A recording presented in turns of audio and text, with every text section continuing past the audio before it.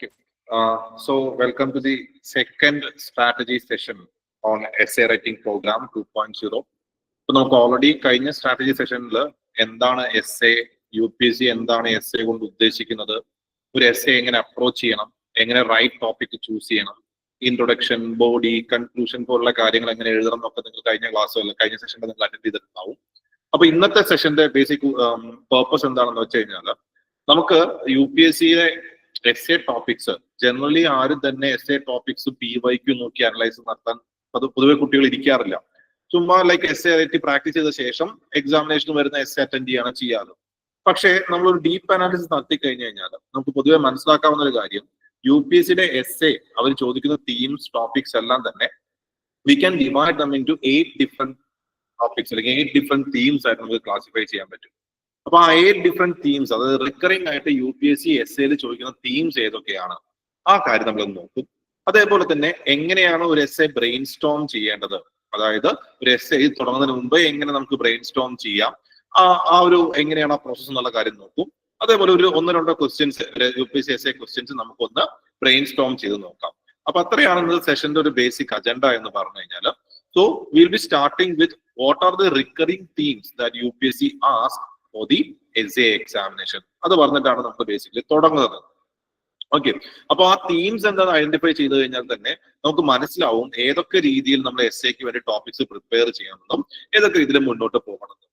കാരണം നമുക്കറിയാം, മുൻപത്തെ അതായത് ഒരു 3-4 വർഷം മുമ്പുള്ള യു പി സി പേപ്പർ നോക്കിക്കഴിഞ്ഞു കഴിഞ്ഞാൽ നമുക്ക് ജനറൽ ടോപ്പിക്സും അബ്സ്ട്രാക്ട് ടോപ്പിക്സും രണ്ടും വന്ന് കിട്ടാറുണ്ട്. അതായത് ജനറൽ ടോപ്പിക്സ് എന്ന് പറഞ്ഞാൽ മേ ബി ഹെൽത്ത് കെയറോ അല്ലെങ്കിൽ പെട്രിയാർക്കിയോ അല്ലെങ്കിൽ എഡ്യൂക്കേഷനോ അങ്ങനത്തെ നമ്മൾ ജി എസിൽ പഠിക്കുന്ന ടോപ്പിക്സിന് സിമിലർ ആയ ടോപ്പിക്സ് എസ് എൽ ചോദിക്കാറുണ്ട്. പക്ഷേ കഴിഞ്ഞ വർഷങ്ങളിൽ എസ്പെഷ്യലി 2025 ഒക്കെ നോക്കിക്കഴിഞ്ഞാൽ കംപ്ലീറ്റ്ലി എല്ലാം തന്നെ അബ്സ്ട്രാക്ട് ടോപ്പിക്സ് ആണ് ചോദിക്കുന്നത്, അതായത് ഫിലോസഫിക്കൽ ടോപ്പിക്സ് ആണ് ചോദിക്കുന്നത്.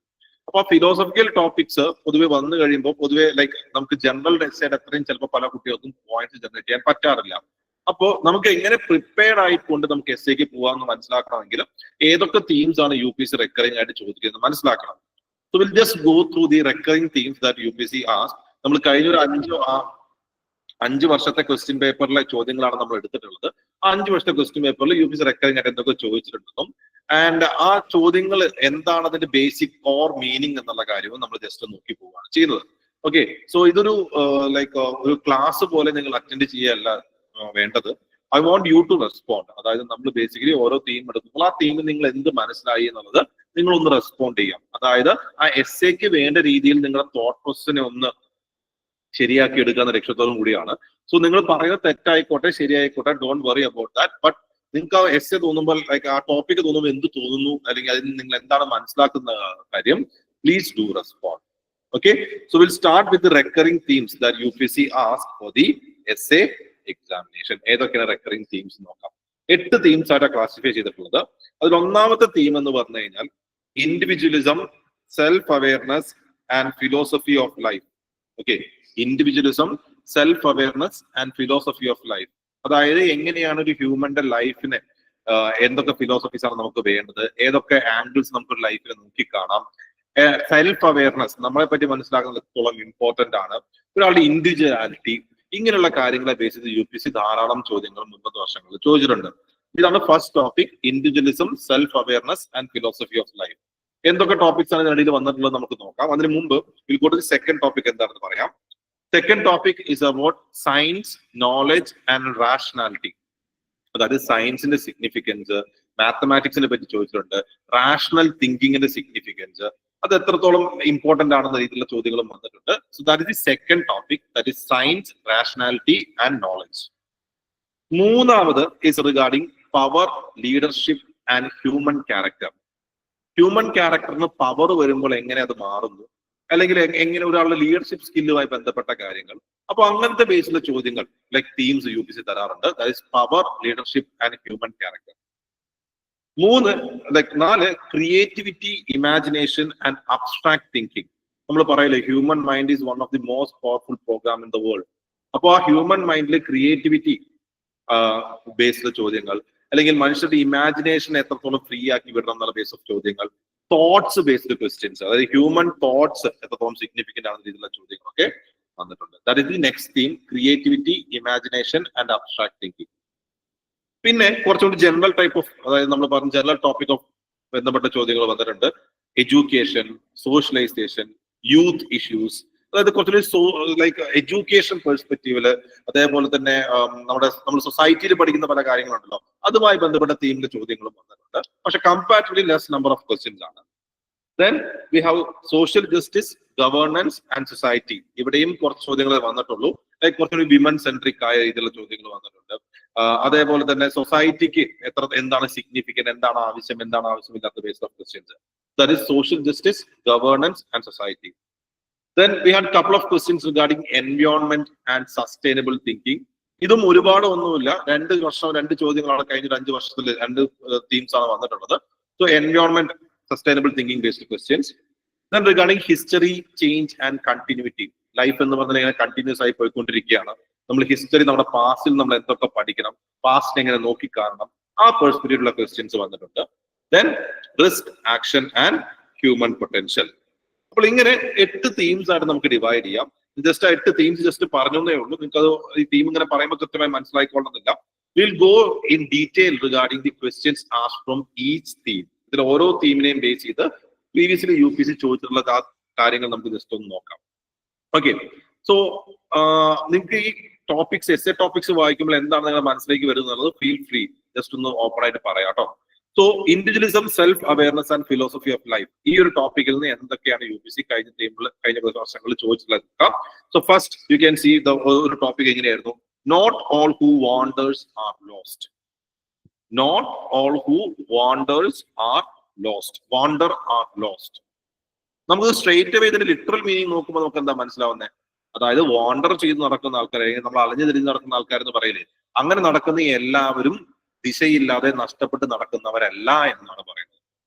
ഓക്കെ, കുറച്ചുകൂടി ഡീപ്പായിട്ട് നമ്മൾ ആ കോർത്തി മനസ്സിലാക്കാൻ നോക്കുമ്പോൾ അത് എന്താണ് ബേസിക്കലി അതിന്റെ അർത്ഥം, അതായത് അൺകൺവെൻഷണൽ ആയ അല്ലെങ്കിൽ നോൺ കൺവെൻഷണൽ ആയ വഴിയിൽ കൂടെ പലപ്പോഴും പല ആൾക്കാരും സഞ്ചരിക്കുന്നത് നമുക്ക് കാണാൻ പറ്റും.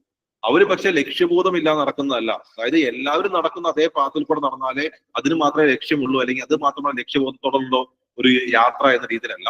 പല ആൾക്കാർക്കും പല രീതിയിലായിരിക്കും. ഇപ്പൊ for example, some people will be wandering or moving here and there intentionally ആയിരിക്കും, അതായത് അവർക്ക് ഒരു സെൽഫ് ഡിസ്കവറിക്ക് വേണ്ടിയിട്ട്, യുണീക്ക് എക്സ്പീരിയൻസ് കിട്ടാൻ വേണ്ടിയിട്ട്, അല്ലെങ്കിൽ ചലഞ്ചസ് ഫേസ് ചെയ്യാൻ വേണ്ടിയിട്ട് അങ്ങനെ നടക്കുന്ന ആൾക്കാരുണ്ട്. അല്ലെങ്കിൽ ഓരോരുത്തരും വാണ്ടർ ചെയ്യുന്നതിനും പല പല പർപ്പസ് ഉണ്ടാവും. അതുകൊണ്ട് ലൈക്ക് ശരിയായ നമ്മൾ പോകുന്ന രീതിയിൽ മറ്റൊരാൾ പോകുന്നില്ല എന്ന് പറഞ്ഞുകൊണ്ട് അദ്ദേഹം വഴി നഷ്ടപ്പെട്ട് ദിശയില്ലാതെ നടക്കുകയാണെന്നൊരു അർത്ഥമില്ല എന്നാണ് ഇതിന്റെ basic meaning. So exploration, experimentation, അങ്ങനെയുള്ള കാര്യങ്ങളൊക്കെ സപ്പോർട്ട് ചെയ്യുന്ന രീതിയിലാണ് ബേസിക്കലി ഈ ഒരു തീം UPSC ചോദിച്ചിട്ടുള്ളത്. Okay, so that's regarding awareness, self awareness. നമ്മൾ പറഞ്ഞില്ലേ, സെൽഫ് അവയർനെസ് അല്ലെങ്കിൽ ഇൻഡിവിജ്വാലിറ്റി അല്ലെങ്കിൽ എക്സ്പ്ലോറേഷൻ പോലുള്ള കാര്യങ്ങളെ പറ്റി പറയുന്നതാണ് ഫസ്റ്റ് ടോപ്പിക്. ആ ഒരു topic, not all who wander are lost. Second topic നോക്കൂ, you cannot step twice in the same river. ഇതിന്റെ അർത്ഥം ആർക്കെങ്കിലും പറയാമോ? You cannot step twice in the same river, what is the meaning? ഒക്കെ ഒന്ന് പറയാമോ? റിവർ ഫ്ലോ ആയി പോകുന്നത് കൊണ്ട് ആ സെയിം വാട്ടർ തിരിച്ചു കിട്ടൂലല്ലോ. ശരിയാണോ? ടൈം ആയത് പിന്നെ വീണ്ടും കിട്ടൂലല്ലോ നമ്മുടെ ലൈഫിൽ പോയ time. Okay, very good, very good. Okay, you cannot step in to the same river twice എന്ന് പറഞ്ഞു കഴിഞ്ഞാൽ, റിവർ എന്ന് പറഞ്ഞാൽ കണ്ടിന്യൂസ്ലി ഫ്ലോ ചെയ്യുന്ന ഒന്നാണ്, നമുക്കറിയാം അല്ലെ, റിവർ കീപ്സ് ഓൺ ഫ്ലോയിങ്. അപ്പൊ നമുക്ക് ഒരേ റിവറിൽ 2 പ്രാവശ്യം ഇറങ്ങാൻ പറ്റില്ല എന്ന് പറയുമ്പോൾ, നമ്മൾ ഇന്ന് ഇറങ്ങുമ്പോൾ ഉള്ള വാട്ടർ ആയിരിക്കില്ല നാളെ ഇറങ്ങുമ്പോൾ ഉണ്ടാവുക. ഓക്കെ, അതാണ് ഒരു പെർസ്പെക്റ്റീവ്. രണ്ടാമത്തെ പെർസ്പെക്റ്റീവ് ഇങ്ങനെയും നമുക്ക് പറയാം, അതായത് റിവറിലേക്ക് ഇറങ്ങുക എന്ന് പറയുമ്പോൾ ഒരു വ്യക്തി, ഞാൻ റിവറിലേക്ക് ഇറങ്ങുക എന്ന് പറയുമ്പോൾ ഇന്നുള്ള ഞാനായിരിക്കില്ല നാളെയുള്ള ഞാൻ കൂടുതൽ ലെസൺസ് ലേൺ ചെയ്തിട്ടുണ്ടാവും, എന്റെ ക്യാരക്ടറിൽ മാറ്റങ്ങൾ വന്നിട്ടുണ്ടാവും, I may be a better person. അപ്പോ റിവർ ആയാലും പേഴ്സൺ ആയാലും it's not the same always. ഇന്നുള്ള പോലെയല്ല നാളെ ഇരിക്കുന്നത്. അപ്പൊ ഇന്ന് നടക്കുന്ന അതേപോലെയല്ല നാളെയും നടക്കുന്നത്. സോ അതിനോട് നമ്മൾ അഡാപ്റ്റ് ചെയ്യണം, നമ്മൾ ഗ്രോ ചെയ്യണം. ചേഞ്ച് എന്നുള്ള, അതായത് ചേഞ്ച് എന്നുള്ള ഒരു തീമാണ് ബേസിക്കലി ഉദ്ദേശിക്കുന്നത്. So both the river and the individual that might have change, that might be A new person, that might be A new river. അപ്പോൾ അതുകൊണ്ട് ചേഞ്ച് എന്ന് പറയുന്ന ഒരു സംഭവത്തെ നമ്മൾ എങ്ങനെ ആക്സെപ്റ്റ് ചെയ്യണം, എങ്ങനെ നമ്മൾ മുന്നോട്ട് പോകണം എന്നുള്ള കാര്യമാണ് അവിടെ പറയുന്നത്. സോ അഗെയിൻ ലൈക്ക് എന്താണ് സെൽഫ് അവയർനെസ് അല്ലെങ്കിൽ ലൈഫിന്റെ ഫിലോസഫിയുമായി ബന്ധപ്പെട്ട ഒരു തീം തന്നെയായിരുന്നു അത്. നെക്സ്റ്റ് ഒന്ന് പറയാമോ? A smile is the chosen vehicle for all ambiguities. ആരെങ്കിലും പറയൂ. A smile is a chosen vehicle for all ambiguities. Ambiguity എന്ന് പറഞ്ഞാൽ എന്താ? What understand by the term ambiguity?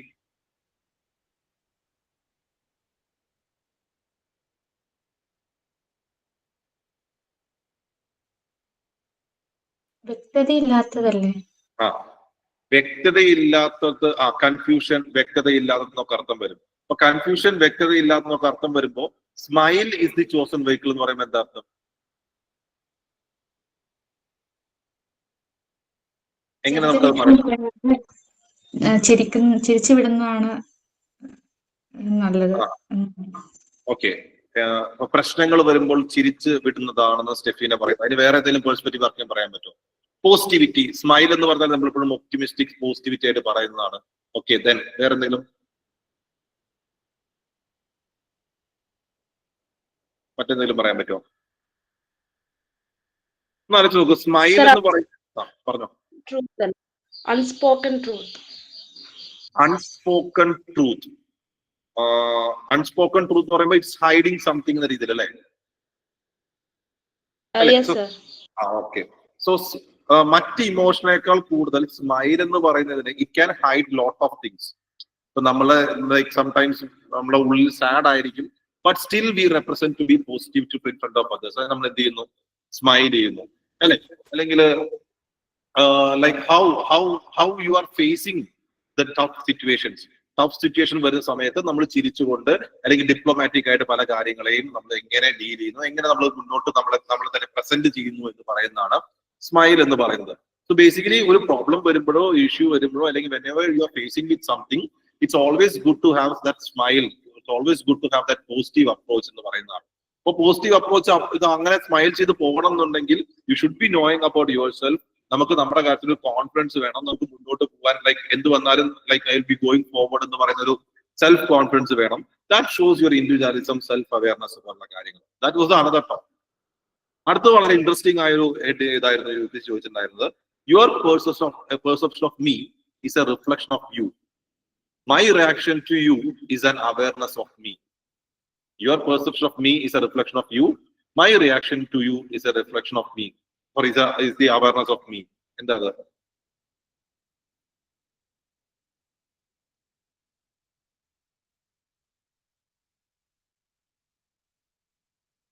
എങ്ങനെ നമുക്ക് അതിനെ പറയാൻ പറ്റും? സർ, നമ്മുടെ വ്യൂ പോലെ ആയിരിക്കത്തില്ല നമ്മുടെ ഓപ്പോസിറ്റ് ഉള്ളവരുടെ അല്ലെങ്കിൽ മറ്റുള്ളവരുടെ കാഴ്ചപ്പാട്. ഓക്കെ, അതായത് it's about perception. It's about പെർസെപ്ഷനെ പറ്റിയാണ് പറയുന്നത്. അതായത് നമ്മൾ മറ്റുള്ളവരെ കാണുന്നത് നമ്മളുടെ കണ്ണിലൂടെ കാണുമ്പോൾ അത് നമ്മളുടെ ഓൺ ബയാസസ് ഉണ്ടാവും, നമ്മുടെ ബിലീഫ്സ് ഉണ്ടാവും, നമ്മുടെ എക്സ്പീരിയൻസ് ഉണ്ടാവും. ആ ബേസിലായിരിക്കും നമ്മൾ അവരെ കാണുന്നത്. അപ്പൊ ഞാനൊരു മറ്റൊരു വ്യക്തിയെ കാണുകയാണെങ്കിൽ ആ വ്യക്തിയെ ഞാൻ ആദ്യമേ ട്രീറ്റ് ചെയ്യുന്നത് അല്ലെങ്കിൽ ആദ്യമേ ഞാൻ മനസ്സിലാക്കുവാൻ ശ്രമിക്കുന്നത് എന്റെ മുൻപ് കാലത്ത് എന്തൊക്കെ എക്സ്പീരിയൻസ് ഉണ്ടായിട്ടുണ്ടോ, എന്റെ സ്വഭാവത്തിൽ എന്തൊക്കെ പ്രശ്നങ്ങളുണ്ടോ അതിന്റെ ബേസിലായിരിക്കും ഞാൻ അവരെ കാണുന്നത്. ഇപ്പൊ ഞാൻ മോശമായിട്ടൊരാളാണ് ഒരാളെ പറ്റിക്കുക നടക്കുന്ന ഒരാളാണെങ്കിൽ ഞാൻ ഒബ്വിയസ്ലി മറ്റൊരാളെ കാണുമ്പോൾ ഇവൻ എന്നെ പറ്റിക്കുമോ എന്നുള്ള തോട്ടിലായിരിക്കും ഞാൻ ആ ആളെ ആദ്യമായിട്ട് കാണുന്നത്. So basically it's about the self-awareness and it's also talking about the interpersonal relationship. എങ്ങനെയാണ് നമ്മൾ മറ്റുള്ളവരെ മീറ്റ് ചെയ്യുന്നത്, എങ്ങനെയാണ് മറ്റുള്ളവരെ കാണുന്നത്. And my reaction to you is an awareness of me. So it's about self-awareness. നമ്മൾ എത്രത്തോളം നമ്മൾ മനസ്സിലാക്കിയിട്ടുണ്ടോ അതേപോലെ ആയിരിക്കും നമ്മൾ മറ്റുള്ളവരെ കാണുന്നത്. ആൻഡ് അതേപോലെ തന്നെ your perception of me is a reflection of you. നിങ്ങൾ എന്നെ എങ്ങനെ കാണുന്നോ അതിൽ ബേസിക്കലി എന്താണ്, നിങ്ങൾക്ക് നിങ്ങളെ തന്നെ കാണുവാൻ പറ്റും. നിങ്ങൾ നല്ലൊരു വ്യക്തിയാണെന്ന് എല്ലാവരും നല്ല രീതിയിൽ ചെയ്യണം എന്ന് ആഗ്രഹിക്കുന്ന വ്യക്തിയാണെങ്കിൽ നിങ്ങളും എന്റെ നല്ലത് മാത്രമേ കാണുകയുള്ളൂ, അല്ലെങ്കിൽ എന്നെ നിങ്ങൾ നല്ല രീതിയിലായിരിക്കും നിങ്ങൾ എന്നെ റിസീവ് ചെയ്യുന്നുണ്ടാവുക. സോ ആ രീതിയിൽ it's about perception, it's about self awareness. Again another topic. So it's about A subjectivity versus self awareness നമുക്ക് വേണമെങ്കിൽ പറയാം. അപ്പൊ അങ്ങനത്തെ ഒരു ടോപ്പിക് ആയിരുന്നു ഇത്. Then look at the next topic. The process of self-discovery has now been technologically outsourced. Recent കോണ്ടെക്സ്റ്റിൽ വളരെ സിഗ്നിഫിക്കന്റ് ആയ ഒരു തീരുമാനം ചോദിച്ചിട്ടുണ്ടായിരുന്നത്. The process of self-discovery has now been technologically outsourced. എന്താ അതിനർത്ഥം? സർ, ഇപ്പം പ്രസന്റ് വേൾഡില് ആളുകൾ ആയിട്ട് ടെക്നോളജിയെയും മറ്റും ഡിപ്പെൻഡ് ചെയ്യുന്നു. അവര് എന്ത് കാര്യങ്ങളെ കുറിച്ച് സെർച്ച് ചെയ്യാനാണെങ്കിലും കണ്ടെത്താനാണെങ്കിലും കൂടുതലായിട്ട് ഡിജിറ്റൽ പ്ലാറ്റ്ഫോമിനെ ഡിപ്പെൻഡ് ചെയ്യുന്നു. അല്ലാതെ സ്വയം അവരുടെ ഒരു ഇന്റലക്ച്വൽ ലെവൽ വെച്ച് സ്വന്തമായ ചിന്തകളിൽ കൂടെ അത് കണ്ടെത്താൻ ശ്രമിക്കുന്നില്ല. Okay, fine.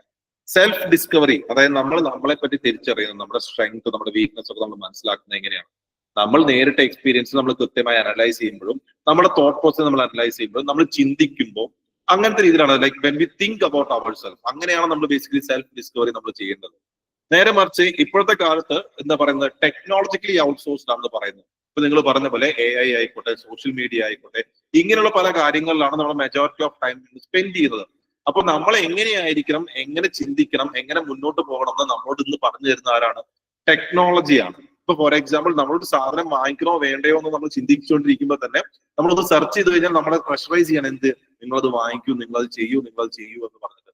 അത് മാത്രമല്ല, ഇന്നത്തെ മാർക്കറ്റിംഗും, അതായത് ഇപ്പൊ ഗ്ലോബൽ ലെവലിലുള്ള മാർക്കറ്റിംഗ് ആയിക്കോട്ടെ, എന്ത് രീതിയിലുള്ള മാർക്കറ്റിംഗ് ആയിക്കോട്ടെ, ഇറ്റ്സ് ബേസിക്കലി മനുഷ്യരെ എന്ത് ചെയ്യാണ്, they are compelling people to do.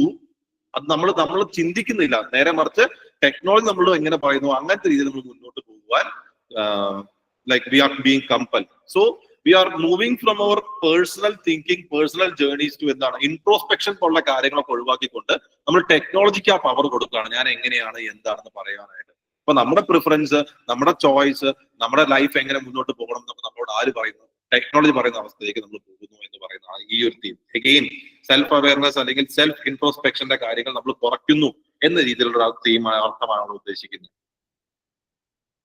Yes, അടുത്തൊരു ക്വസ്റ്റ്യൻ നോക്കൂ. Philosophy of wantlessness is utopian while materialism is a chimera. Philosophy of wantlessness is utopian while materialism is a chimera. എന്തായാലും അർത്ഥം?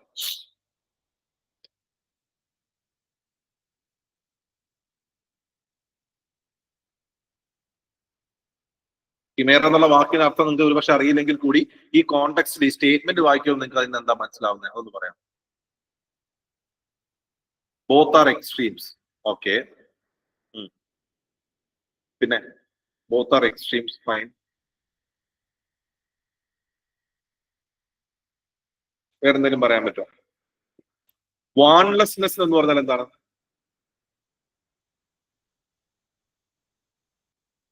നമുക്കൊന്നും വേണ്ട എന്നുള്ളതൊരു ഐഡിയൽ സംഭവമാണ്. നമുക്ക് കുറച്ച് മെറ്റീരിയൽ കാര്യങ്ങളൊക്കെ കൂടെ വേണം ലൈഫിൽ എന്നുള്ളത്. ഈ വാൺലെസ്നെസ് എന്ന് പറയുന്നതും മെറ്റീരിയൽസ് എന്ന് പറയുന്നതും ബേസിക്കലി ഹ്യൂമൻ ആസ്പിറേഷൻസിനെ കാണിക്കുന്ന രണ്ട് കാര്യങ്ങളാണ്, അല്ലെ? ഹ്യൂമൻ ആസ്പിറേഷൻസിനെ കാണിക്കുന്നു. ഇപ്പൊ ഒന്നിനോട് ഞാൻ അറ്റാച്ച്ഡ് അല്ല, ബാക്കി ലൈക്ക് ഈ പറയുന്ന മെറ്റീരിയലിസ്റ്റിക് ആയ കാര്യങ്ങളാണ് ഞാൻ ഉപേക്ഷിക്കുന്നത്, റെനൗൺസ് ചെയ്യുന്നു എന്നൊക്കെ പറഞ്ഞു കഴിഞ്ഞാൽ അത് ബേസിക്കലി ഇപ്പൊ പല റിലീജിയൻസ്, ഇപ്പൊ ബുദ്ധിസം പോലുള്ള കാര്യത്തിലൊക്കെ പലപ്പോഴും അത് പറയുന്നുണ്ട്. പക്ഷെ അത് പ്രാക്ടീസ് ചെയ്യാൻ ഭയങ്കര ബുദ്ധിമുട്ടാണ്, അല്ലെ? നമുക്ക് ആക്ച്വലി അത് അച്ചീവ് ചെയ്യാൻ ബുദ്ധിമുട്ടാണ്. നമുക്ക് എപ്പോഴും മനുഷ്യർക്ക് എന്തിനോട് ഒരു like we will be having some attachment. അപ്പൊ അതുകൊണ്ടാണ് അതിനെ ഉട്ടോപ്യൻ എന്ന് പറയുന്നത്. ഉട്ടോപ്യൻ എന്ന് പറഞ്ഞാൽ എന്താ? ഇറ്റ്സ് ഓൾമോസ്റ്റ് ഇംപ്രാക്ടിക്കൽ, അല്ലെങ്കിൽ ഐഡിയലിസം ആണ്. അതായത് ബേസിക്കലി അത് പ്രാക്ടിക്കൽ ആക്കി കൊണ്ടുവരാൻ ബുദ്ധിമുട്ടാണ്. അപ്പോ ഒന്നും വേണ്ട, അല്ലെങ്കിൽ ലൈക്ക് എല്ലാത്തിനും ഡിറ്റാച്ച്ഡ് ആയിരിക്കുക എന്ന് പറയുന്ന ഒരു ഉട്ടോപ്യൻ ഐഡിയ ആണ്. നേരെ മറിച്ച് മെറ്റീരിയലിസം എന്ന് പറയുന്നത് കിമേറയാണ്. കിമേറ എന്ന് പറഞ്ഞാൽ എന്താ? ഇല്യൂഷൻ എന്ന് പറയുമ്പോൾ അതെന്താ അങ്ങനെ പറയാൻ കാരണം? മെറ്റീരിയലിസം എന്തുകൊണ്ടാണ് ഒരു കിമേറ എന്ന് പറയാൻ കാരണം? ഒന്ന്, നമ്മുടെ മെറ്റീരിയൽ നീഡ്സ് എന്ന് പറയുന്നത് ഒരിക്കലും നമുക്ക് എന്ത് ചെയ്യാൻ പറ്റില്ല, മീറ്റ് ചെയ്യാൻ പറ്റില്ല. അതായത് നമുക്ക് ലൈക്ക് ഫോർ എക്സാമ്പിൾ മീഡിയം വില ഉദ്ദേശിക്കുന്നത്, ഫോർ എക്സാമ്പിൾ നടന്നു പോവുകയാണെങ്കിൽ നമുക്ക് തോന്നുന്ന ഒരു സൈക്കിൾ വേണം, സൈക്കിൾ കിട്ടിയാൽ നമുക്ക് തോന്നുന്ന ഒരു ബൈക്ക് വേണം, ബൈക്ക് കിട്ടിയത് ഒരു കാർ വേണം, കാർ കിട്ടിയ ലക്ഷറി കാർ ആവണം, പിന്നെ അതിന്റെ അപ്ഗ്രഡേഷൻ വരണം. സോ അങ്ങനെ ഒരു അൾട്ടിമേറ്റ് എൻഡിലേക്ക് നമ്മൾ മെറ്റീരിയൽസിലേക്ക് എത്തുന്ന അവസ്ഥ വളരെ ബുദ്ധിമുട്ടാണ്. അത് ആക്ച്വലി നമുക്ക് മെറ്റീരിയലിസം ഇസ് റിയൽ, അല്ലെ? സൈക്കിൾ വേണം എന്ന് പറഞ്ഞാൽ സൈക്കിളിന് വേണ്ടി നമ്മൾ വർക്ക് ചെയ്ത പൈസ ഉണ്ടാക്കി നമുക്ക് സൈക്കിൾ വാങ്ങിക്കാം. പക്ഷെ സൈക്കിൾ കിട്ടുന്നതോടെ നമ്മൾ ആ മെറ്റീരിയലിസ്റ്റിക് നീഡ് അവിടെ അവസാനിക്കുന്നുണ്ടോ? ഇല്ല. ആക്ച്വലി നമുക്കൊരു ട്രൂ സാറ്റിസ്ഫാക്ഷൻ അവിടെ കിട്ടുന്നുണ്ടോ? ഇല്ല. Because we start to aim for something more. കൂടുതൽ കംഫർട്ടിന് വേണ്ടി, കൂടുതൽ വെൽത്തിന് വേണ്ടി നമ്മൾ എന്ത് ചെയ്യും? കൂടുതൽ നമ്മുടെ എയിം മാറിക്കൊണ്ടേയിരിക്കും. അപ്പൊ അതുകൊണ്ടാണ് അതിന് എന്ത് ചെയ്യുന്നത്? കിമേറ എന്ന് പറയുന്നത്. സോ ബേസിക്കലി ഇവിടെ എന്താ സംഭവം? ഹ്യൂമൻ ഡിസയറിന്റെ അല്ലെങ്കിൽ മീനിങ് ഓഫ് ലൈഫ്, എന്താണ് ലൈഫിന്റെ മീനിങ്, അല്ലെങ്കിൽ ആ ഒരു ബാലൻസിനെ പറ്റിയിട്ടാണ് ഈ ഒരു പെർട്ടിക്കുലർ എസ്സേ പറയുന്നത്. അപ്പോ ഇതിനോട് സിമിലർ ആയി തന്നെയാണ് ഈ വർഷം വന്ന മറ്റൊരു ടോപ്പിക് ഉണ്ടായിരുന്നത്. You can see contentment is natural worth, wealth, luxury is artificial poverty. ഇത് ആക്ച്വലി സോക്രട്ടീസിന്റെ ഒരു വേർഡിങ്സ് ആണ്. The contentment is natural worth, luxury is artificial poverty. ഇതും ഓൾമോസ്റ്റ് സെയിം മീനിങ് തന്നെയല്ലേ വരുന്നത്. എന്താ അർത്ഥം? നിങ്ങളൊന്ന് ആലോചിച്ച് നോക്കൂ. കണ്ടന്റ്മെന്റ് എന്ന് പറഞ്ഞാൽ എന്താ? What is contentment? Sir, inner happiness. Inner, Satisfaction. Yes exactly, satisfaction, inner happiness. നമുക്ക് എന്ത് കിട്ടിയാലും അതിൽ നമ്മൾ സാറ്റിസ്ഫൈഡ് ആവുക എന്ന് പറയുന്നതാണ് എന്ത് കണ്ടന്റ്മെന്റ് എന്ന് പറയുന്നത്. നേരെ പറഞ്ഞ ലക്ഷറി ഈസ് ആർട്ടിഫിഷ്യൽ പോവേർട്ടി. അതായത് ലക്ഷറി നമുക്ക് ബേസിക്കലി ഓരോ കാര്യത്തിലുള്ള ഡിപ്പെൻഡൻസി ഉണ്ടാക്കുന്നു, നമുക്ക് ആർട്ടിഫിഷ്യൽ നീഡ്സ് ഉണ്ടാക്കുന്നു. ആ നീഡ്സ് കൂടി വരുന്നത് നമുക്ക് ഒരിക്കലും എന്ത് കിട്ടില്ല, കംപ്ലീറ്റ് സാറ്റിസ്ഫാക്ഷൻ കിട്ടില്ല. അതുകൊണ്ടാണ് അതിനെ ആർട്ടിഫിഷ്യൽ പോവേർട്ടി എന്ന് പറയുന്നത്. ഇപ്പൊ ഫോർ എക്സാമ്പിൾ എനിക്കിപ്പോ ക്രോൾസ് ഞാനൊരു ബില്യണർ ആയാൽ കൂടി എനിക്ക് ഒരുപാട് ലക്ഷറി എനിക്ക് അവിടെ അനുഭവിക്കാൻ പറ്റും. പക്ഷെ അതിലൊന്നും ഞാൻ സാറ്റിസ്ഫൈഡ് ആവില്ല, because I will B aiming for more. അതുകൊണ്ടാണ് അതിനെ ആർട്ടിഫിഷ്യൽ പോവേർട്ടി എന്ന് പറയുന്നത്. The more we acquire, the more we earn, the more we get, we need more. അങ്ങനെയായിരിക്കും നമ്മുടെ തോട്ട്. സോ ബേസിക്കലി മുൻപ് പറഞ്ഞ ടോപ്പിക്കുമായിട്ട് കുറച്ച് നല്ല കണക്ഷൻ അല്ലേ. മെറ്റീരിയലിസം ഇസ് എ കിമേറ എന്ന് പറയുന്നതും luxury is artificial poverty connected ആണ്. അതാണ് റിപ്പീറ്റഡ് തീംസ്, റെക്കറിംഗ് തീംസ് ഉദ്ദേശിക്കുന്നത് ഈ രീതിയിൽ വരുന്നതുകൊണ്ടാണ്. Okay, so here it's about true wealth, ഒരു ഫാൾസ് വെൽത്ത്, ആ ഇല്യൂഷന്റെ ബേസ് ആണ് ഇവിടെ പറയുന്നത്. So again almost same. Then truth knows no colour. ചെറിയൊരു തീമാണ്, അല്ലെ ചെറിയൊരു ടോപ്പിക്കാണ് പറഞ്ഞത്. ട്രൂത്ത് നോസ് നോ കളർ, 4 വാക്കേ ഉള്ളൂ. എന്തായാലും ശരിക്കും അർത്ഥം truth knows no colour? Sir, ചില സമയങ്ങളിൽ നമ്മൾ പറയാറില്ലേ സത്യത്തിന് കൂടുതൽ ഇപ്പൊ ഭംഗി പോരാ. അതായത് ചില സത്യങ്ങൾ പറയുമ്പോൾ അത് നമുക്ക് എന്താ ചില വിഷമങ്ങൾ അല്ലെങ്കിൽ അങ്ങനെ എന്തെങ്കിലും ഒരു ഫീലിങ്സ് ഉണ്ടാകും. അപ്രിയ സത്യങ്ങൾ പറയാൻ. ഓക്കെ, വേറെ ആർക്കെങ്കിലും പറയാൻ പറ്റും? വൃന്ദ മാത്രമേ സംസാരിക്കുന്നു, വേറെ ആർക്കും അഭിപ്രായം പറയാല്ലേ? പറയൂ. Just think, say truth is never biased. Okay, Siddharth പറയുന്നു truth is never biased, that's fine. പിന്നെ ട്രൂത്ത് ഹാസ് നോ കളർ എന്ന് പറയുമ്പോൾ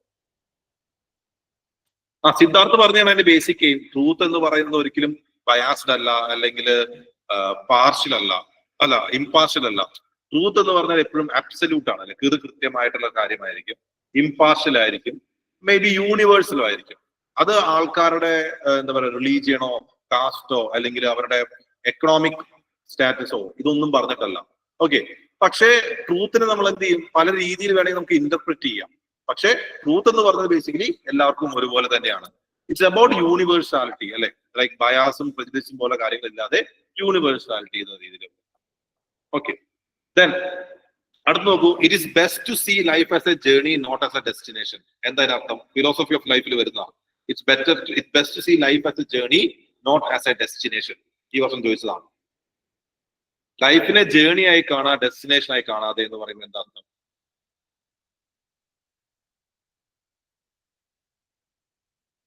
പറയൂ, what is the meaning?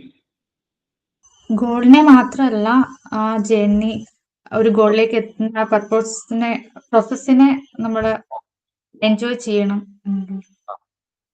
End and means, അതാണ് ഇവിടെ പറയുന്നത്, അല്ലെ. End and means. End and means എന്ന് പറഞ്ഞു കഴിഞ്ഞാല് നമുക്ക് ബേസിക്കലി ഒരു ലക്ഷ്യത്തെ, ഒരു ലൈഫിനെ നമ്മൾ കാണേണ്ടത് ഒരു ലക്ഷ്യം എന്ന രീതിയിൽ, ലക്ഷ്യത്തെത്തിയോ ഇല്ല എന്ന ബേസിൽ മാത്രമല്ല, നമ്മൾ അതിനെ കാണേണ്ട മറ്റു രീതിയിലും കൂടി. എങ്ങനെയാണ് ആ ലക്ഷ്യത്തിലേക്ക് നമ്മൾ ഒരു പക്ഷെ എത്തിയിട്ടുണ്ടാവില്ല, പക്ഷെ നമ്മൾ അതിലേക്ക് എടുത്ത യാത്ര, ആ യാത്രയിൽ നിന്ന് നമ്മൾ എന്തൊക്കെ കാര്യങ്ങൾ പഠിച്ചു, ആ ഒരു രീതിയിൽ നമ്മൾ ലൈഫിനെ നോക്കി കാണുമെന്ന് പറയുന്നതാണ് ഈ എന്ന് പറയുന്നത്. ഫിലോസഫി ഓഫ് ലൈഫാണ് പറയുന്നത്. It's best to see life as a journey not as a destination. അതായത് ലൈഫിന് ഒരു എൻഡ് പോയിന്റ്, നമ്മൾ എത്ര വെൽത്ത് അക്വയർ ചെയ്തു, എത്ര സ്റ്റാറ്റസിൽ നമ്മൾ നിൽക്കുന്നു, ഏത് പൊസിഷനിൽ നിന്നാണ് ഞാൻ റിട്ടയർ ആയത്, അങ്ങനെയുള്ള കാര്യത്തിൽ മാത്രമല്ല, നമ്മൾ ആ ജേർണിയിൽ നമ്മൾ എന്തൊക്കെ ചെയ്തു, എന്തൊക്കെ കാര്യങ്ങൾ പഠിച്ചു, ആ ഗ്രോത്തിനെ നമ്മൾ എത്രത്തോളം എൻജോയ് ചെയ്തു, എത്ര എക്സ്പീരിയൻസ് നമുക്ക് കിട്ടി, ആ ഒരു ജേർണിയിൽ നമുക്കൊക്കെ എന്തൊക്കെ കിട്ടി എന്ന രീതിയിലാണ് പറയുന്നത്. സോ ഇവിടെയും ബേസിക്കലി എന്താ, മെറ്റീരിയലിസം എന്ന് പറഞ്ഞ കോൺസെപ്റ്റിനെ വേണമെങ്കിൽ നമുക്ക് ലിങ്ക് ചെയ്യാം. നമ്മൾ അൾട്ടിമേറ്റ്ലി നമ്മളൊരു സാധനം കിട്ടിയോ ഇല്ല എന്നല്ല, അതിലേക്കുള്ള യാത്രയിലേക്കാണ് നമുക്ക് ബേസിക്കലി ഇത് കിട്ടുന്നത്. ഇപ്പൊ ഫോർ എക്സാമ്പിൾ നമ്മൾ മിൽഖാ സിംഗിന്റെ സ്റ്റോറി ഒക്കെ വേണമെങ്കിൽ ഇവിടെ എക്സാമ്പിൾ ആയിട്ട് പറയാം. മിൽഖാ സിംഗിന്റെ സ്റ്റോറി നിങ്ങൾക്ക് അറിയാമായിരിക്കുമല്ലോ. മിൽഖാ സിംഗ് എന്ന് പറഞ്ഞാൽ basically he's considered one of the best athletes, അല്ലെ, ഇന്ത്യയിലുള്ള ഏറ്റവും ബെസ്റ്റ് അത്ലീറ്റ്സ് ഒരാളായിരുന്നു പറയുന്ന മിൽഖാ സിംഗ്. മിൽഖാ സിംഗിന് ബേസിക്കലി ഒളിമ്പിക് മെഡൽ കിട്ടിയോ? ഒളിമ്പിക് മെഡൽ ആണല്ലോ അത്ലറ്റിക്സിൽ നമ്മൾ ഏറ്റവും ടോപ്പായി കാണുന്ന സംഭവം. ഒളിമ്പിക് മെഡൽ കിട്ടിയില്ല. For a fraction of second he lost the Olympic medal. So അദ്ദേഹത്തിന്റെ ഡെസ്റ്റിനേഷൻ അദ്ദേഹത്തിന് എത്തിയൊന്നും വെച്ച് കഴിഞ്ഞാൽ നമുക്ക് കംപ്ലീറ്റ് എത്തി എന്ന് പറയാൻ പറ്റില്ല.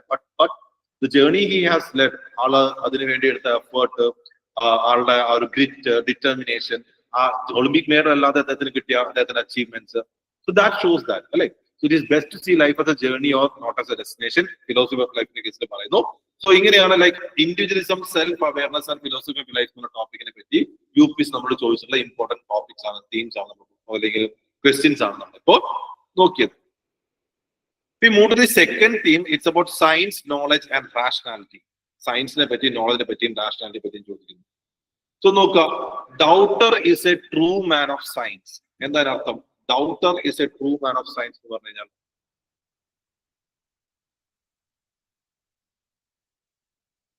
സർ, നമുക്ക് ഒരു ഡൗട്ട് വരുമ്പോ എപ്പോഴും നമ്മളിൽ ഒരു റിസർച്ച് മെന്റാലിറ്റി ഫോം ചെയ്യും. നമുക്ക് ഒരു അന്വേഷണത്വരത എന്നൊക്കെ പറയുന്ന പോലെ, അതായത് കണ്ടെത്തലുകളിലേക്ക് നമ്മളെ നയിക്കും. എപ്പോഴും സംശയം. ഓക്കെ ഓക്കെ, വേറെ ആർക്കെങ്കിലും പറയാനുണ്ടോ?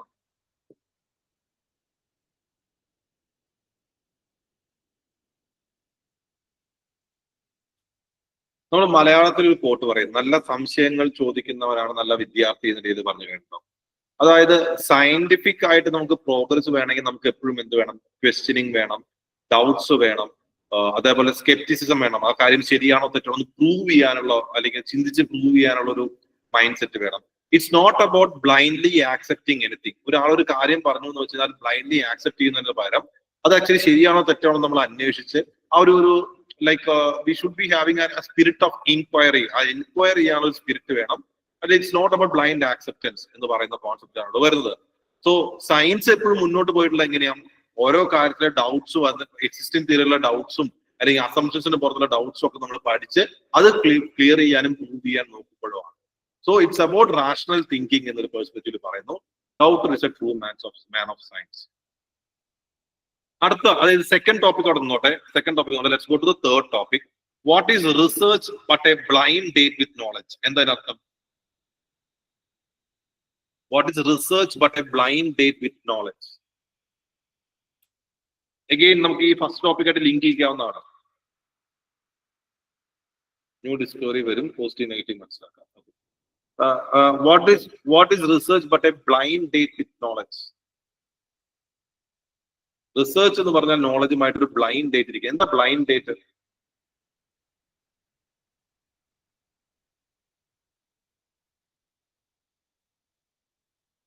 ബ്ലൈൻഡ് ഡേറ്റ് എന്ന് പറഞ്ഞാൽ ആക്ച്വലി നമ്മൾ ഡേറ്റ് ചെയ്യാന്ന് പറയുമ്പോൾ നമ്മൾ ആക്ച്വലി എന്താണ്, അറിയാത്ത ഒരാളോട് ഡേറ്റ് ചെയ്യുന്ന കാര്യമാണ് പറയുന്നത്. സോ റിസർച്ച് എന്ന് പറഞ്ഞാൽ നോളജുമായിട്ടൊരു ബ്ലൈൻഡ് ഡേറ്റ് ഇരിക്കുന്നതാണ്. റിസർച്ച് എന്ന് പറഞ്ഞാൽ എന്താ? നമുക്ക് അറിയാത്ത കാര്യങ്ങളെ പറ്റി നമ്മൾ എന്ത് ചെയ്യണം? We are going to study, we are going to find. അതിനെപ്പറ്റി ഡീറ്റെയിൽസ് നമ്മൾ കണ്ടുപിടിക്കാൻ ശ്രമിക്കുന്നു. നമ്മുടെ ക്യൂരിയോസിറ്റി അവിടെ വർക്ക്ഔട്ട് ചെയ്യുന്നു. അതാണ് ബേസിക്കലി റിസർച്ച് എന്ന് പറഞ്ഞത്. ബ്ലൈൻഡ് ഡേറ്റ് എന്ന് പറഞ്ഞാൽ എങ്ങനെയായിരിക്കും? ബ്ലൈൻഡ് ഡേറ്റ് നമുക്ക് ആളെ പറ്റി അറിയില്ല.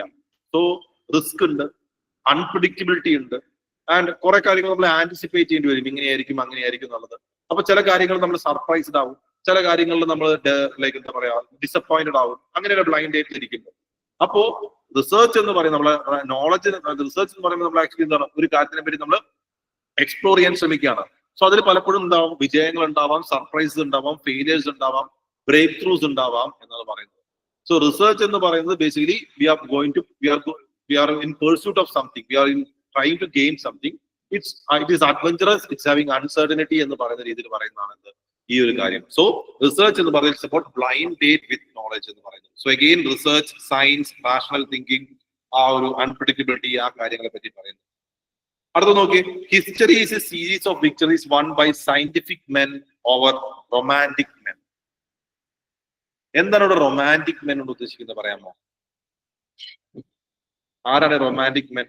റൊമാൻറ്റിസിസം എന്നൊക്കെ നമ്മൾ സൊല്യൂഷൻ എന്തായിരുന്നു? ഈ മലയാളം ഓപ്ഷനുകൾക്ക് കുറച്ചും ബെറ്റർ ആയിട്ട് പറയാൻ പറ്റും. നമ്മൾ ഈ കാൽപ്പനികത എന്നൊക്കെ പറയുന്ന പോലെ എന്താ basically romantic men, how they are living. Romantic മെന്റെ തോട്ട്സ് എങ്ങനെയായിരിക്കും? They are be guided by imagination, emotions, myth, അല്ലെങ്കിൽ ചില ആൾക്കാരുടെ പ്രീവിയസിൽ ഉണ്ടായ ലൈഫ്. ആ രീതിയിലായിരിക്കും റൊമാൻറ്റിക് മെന്റെ ലൈഫ് മുന്നോട്ട് പോകുന്നുണ്ടാവുക. നേരെ മറിച്ച് സയന്റിഫിക് മാൻ, ഒരു റാഷണൽ മാൻ ആണെങ്കിൽ എങ്ങനെയായിരിക്കും? ലോജിക്ക്, എക്സ്പെരിമെന്റേഷൻ, അത് എത്രത്തോളം റാഷണൽ ആണ്, അങ്ങനത്തെ രീതിയിൽ റീസൺ ഉണ്ടോ, അതിനെന്താണ് അതിന് കാരണം. So he will be always enquiring why is it so, എന്തുകൊണ്ടാണ് ഇങ്ങനെ, എന്തുകൊണ്ടാണ് അങ്ങനെ എന്ന് പറയുന്നത്.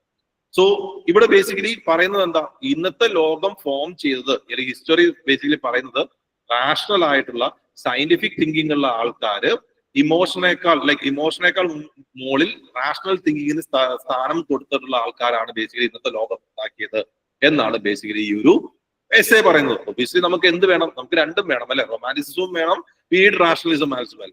ബട്ട് ആക്ച്വലി ഈ എസ്സേ ഇങ്ങനെ പറയുമ്പോൾ നമുക്കിവിടെ ആർഗ്യുമെന്റ്സ് കൗണ്ടർ ആർഗ്യുമെന്റ്സ് ആയിട്ട് രണ്ടും കൊണ്ടുവരാം. റൊമാൻറ്റിസിസവും വേണം, ഇതും വേണം.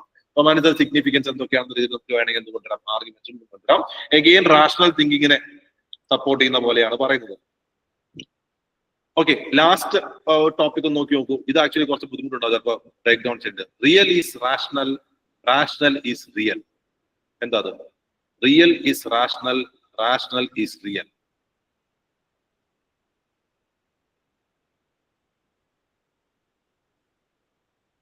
എന്താ സംഭവം?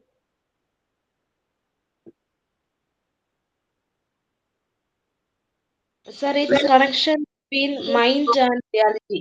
നമ്മുടെ മനസ്സിലുള്ള കാര്യങ്ങളും നമ്മൾ എന്ത് ചിന്തിക്കുന്നു, നമ്മുടെ ചിന്തകളെയും നമ്മുടെ മനസ്സിലുള്ള കാര്യങ്ങളും അത് തന്നെ ആയിരിക്കണമെന്നില്ല ഒരു പക്ഷേ റിയാലിറ്റിയിൽ സംഭവിക്കുന്നത്. അതാണ് എക്സാക്ട്ലി അതിന്റെ മീനിങ്. കണക്ഷൻ അല്ലേ സർ? ആ ഒരു കണക്ഷനെ പറ്റിയല്ലേ പറയുന്നത്? മൈൻഡും റിയാലിറ്റിയും തമ്മിലുള്ള മൈൻഡും റിയാലിറ്റിയും തമ്മിലുള്ള കണക്ഷൻ തന്നെയാണ്. പക്ഷെ കുറച്ചുകൂടി നല്ല രീതിയിൽ നമുക്ക് ഇത് എങ്ങനെ പ്രസന്റ് ചെയ്യാം? വേറെ എന്താ പറയൂ? Rationality, reality and rationality is complementary. അത് ആക്ച്വലി ആ സ്റ്റേറ്റ്മെന്റ് അങ്ങനെയാണല്ലോ പറയുന്നത്. അതായത് റിയൽ ആയിട്ടുള്ള കാര്യങ്ങൾ, ഇവിടെ ശരിക്കുമുള്ള കാര്യങ്ങൾ, നമ്മൾ നേരത്തെ പറഞ്ഞ റൊമാൻറ്റിസം ആ കാര്യങ്ങളല്ലാതെ റിയൽ ആയിട്ടുള്ള കാര്യങ്ങൾക്ക് എപ്പോഴും ഒരു റീസൺ ഉണ്ടാവും. ഓക്കെ, ശരിക്കുമുള്ള കാര്യങ്ങൾക്ക് ഒരു ലോജിക്കലി ഒരു റീസൺ, അതിന് എക്സ്പ്ലെയിൻ ചെയ്യാൻ പറ്റുന്ന റീസൺ ഉണ്ടാവും. അതേപോലെ തന്നെ റാഷണൽ, ലോജിക്കലി ശരിയാണെന്ന് നമുക്ക് തോന്നുന്ന കാര്യങ്ങൾ അത് ശരിക്കും എക്സിസ്റ്റ് ചെയ്യാൻ, റിയൽ ആയിട്ട് എക്സിസ്റ്റ് ചെയ്യാനുള്ള സാധ്യതയും കൂടുതലാണ്. അതായത് എന്താണ് അത് എക്സാക്ട്ലി പറയുന്നത് വെച്ച് കഴിഞ്ഞാൽ, റിയൽ ഈസ് റാഷണൽ എന്ന് പറയുമ്പോൾ it's nothing but what ever is existing in reality. Okay, അതിനൊരു ലോജിക്കോ ഒരു നെസസിറ്റിയോ ഉണ്ടാവും. ഇവിടെ ശരിക്കുമുള്ള കാര്യങ്ങൾക്ക് ഒരു ലോജിക്കോ, ഫോർ എക്സാമ്പിൾ ഇപ്പൊ എന്താ പറയാ, സൈക്ലോൺ ഉണ്ടാവുന്നു. സൈക്ലോൺ ഉണ്ടാവുമ്പോൾ ലൈക്ക് നമ്മൾ റാഷണലി തിങ്ക് ചെയ്തെങ്കിൽ ആൾക്കാർ പറയും, ലൈക്ക് പണ്ട് കാലത്ത് ആൾക്കാർ മേ ബി പറയുന്നുണ്ടാവും ദൈവം കോപിക്കുന്നതാണെന്ന രീതിയിലൊക്കെ പറയുന്നുണ്ടാവും. പക്ഷെ അതിന് ഇതാണ് കാരണം, ദാറ്റ്സ് എ ലോജിക്കൽ റീസണിങ്. കാരണം എന്താ, അത് റിയലി എക്സിസ്റ്റ് ചെയ്യുന്ന സാധനമാണ് സൈക്ലോൺ. അതിന് ലോജിക്കലി അല്ലെങ്കിൽ സയന്റിഫിക് റീസൺ എന്നുള്ള സംഭവമുണ്ട്. നേരെ മറിച്ച് റാഷണൽ ആയിട്ടുള്ള കാര്യങ്ങൾക്ക്, അതായത് നമുക്ക് ലോജിക്കലി ശരിയാന്ന് പറയുന്ന കാര്യങ്ങൾക്ക് ബേസിക്കലി എന്താവും, റിയലി ഉണ്ടാവാനുള്ള സാധ്യതയും കൂടുതലാണ്. ഇപ്പൊ ഫോർ എക്സാമ്പിൾ നമ്മള് ഭൂമിയുടെ അടിയിലുള്ള കാര്യങ്ങൾ, നമ്മൾ ഭൂമിയുടെ അടിയിലേക്ക് ഒരുപാട് പോയിട്ടൊന്നുമില്ല. ബട്ട് നമ്മൾ ലോജിക്കലി തിങ്ക് ചെയ്ത് നമ്മൾ പറയുന്നത് ഇങ്ങനെയായിരിക്കും, കോർ എന്ന് പറയുന്നത് ഇത്ര ടെമ്പറേച്ചറിലായിരിക്കും. സോ അത് ലോജിക്കലി കറക്റ്റ് ആകുമ്പോൾ അത് ശരിയാവാനുള്ള സാധ്യതയും കൂടുതലാണ് എന്നാണ് പറയുന്നത്.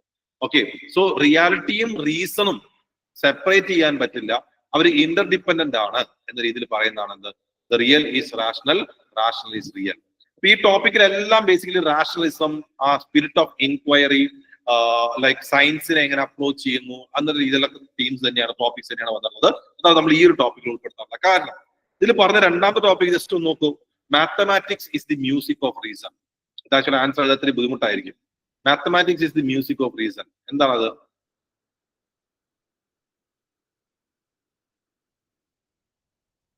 സർ, ഒരു structure with harmony.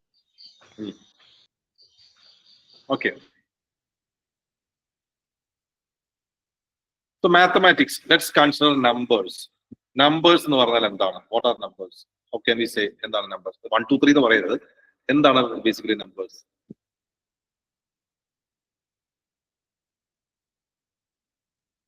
Numbers are basically like നമ്മൾ ഒരു കാര്യം കൗണ്ട് ചെയ്യാൻ ഉപയോഗിക്കുന്ന ഒരു ഫാക്ച്വൽ ഡേറ്റയാണ്. കൃത്യമായിട്ട് ഇത്ര 2 എണ്ണം എന്ന് പറഞ്ഞാൽ 2 എണ്ണം, 3 എണ്ണം എന്ന് പറഞ്ഞാൽ 3 എണ്ണം, അങ്ങനെയാണ് മാത്തമാറ്റിക്സ് നമുക്ക് അങ്ങനെ പറയാലോ.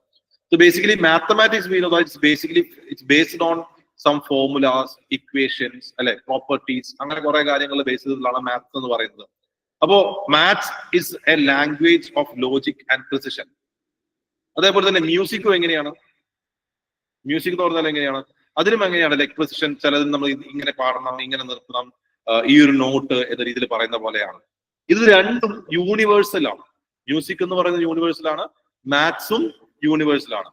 ഓക്കെ, സോ ഇവിടെ പറഞ്ഞു വരുന്നത് എന്താണെന്ന് വെച്ചാൽ, ഹ്യൂമൻ റീസണിങ്ങിന്റെ ഏറ്റവും ബെസ്റ്റ് എക്സ്പ്രഷന്റെ മെത്തേഡ് ആണ് മാത്സ് എന്ന് പറയുന്നത്. അതായത് നമ്മുടെ ലോജിക്കൽ റീസണിങ്ങിന്റെ ഏറ്റവും ബെസ്റ്റ് എക്സ്പ്രഷൻ ആണ് എന്ത്, മാത്സ് എന്ന് പറയുന്നത്.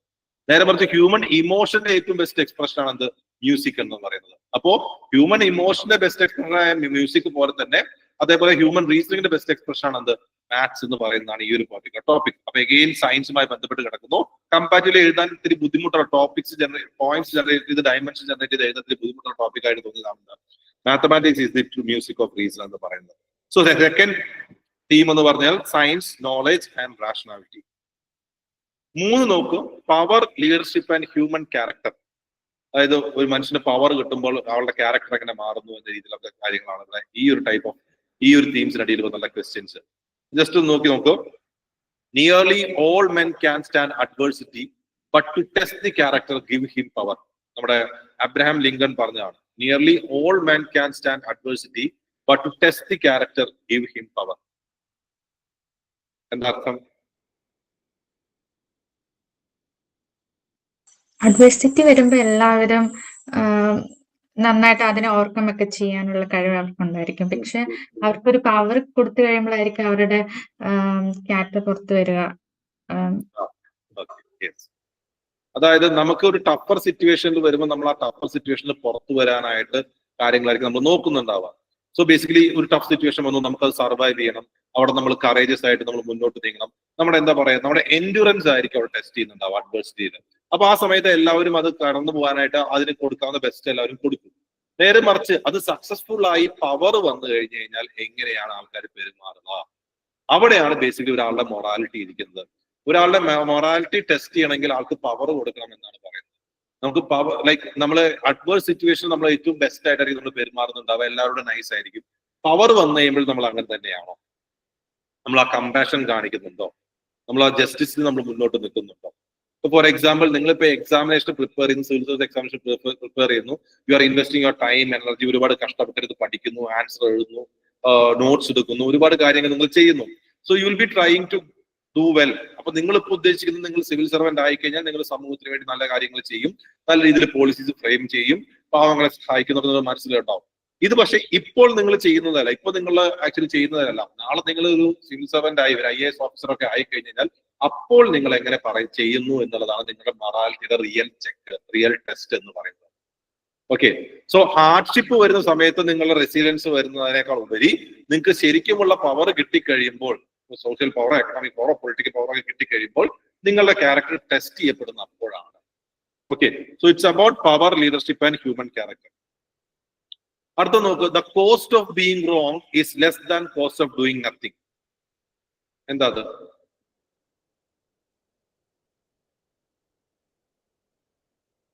Cost of being wrong is less than the cost of doing nothing. Human character ആയിട്ട് കണക്ട് ചെയ്യാം.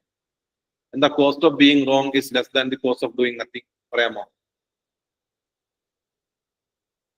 സാർ, ഒരു ഫെയിലർ നമ്മുടെ ലൈഫിൽ ഉണ്ടാകുന്ന ഒരു ഫെയിലർ, അങ്ങനെയുള്ള ഒരു കാര്യം നമ്മുടെ ഒരു ലേണിംഗ് എക്സ്പീരിയൻസ് ആയിട്ട് മാറാം. Okay, fine. വേറെ എന്തെങ്കിലും?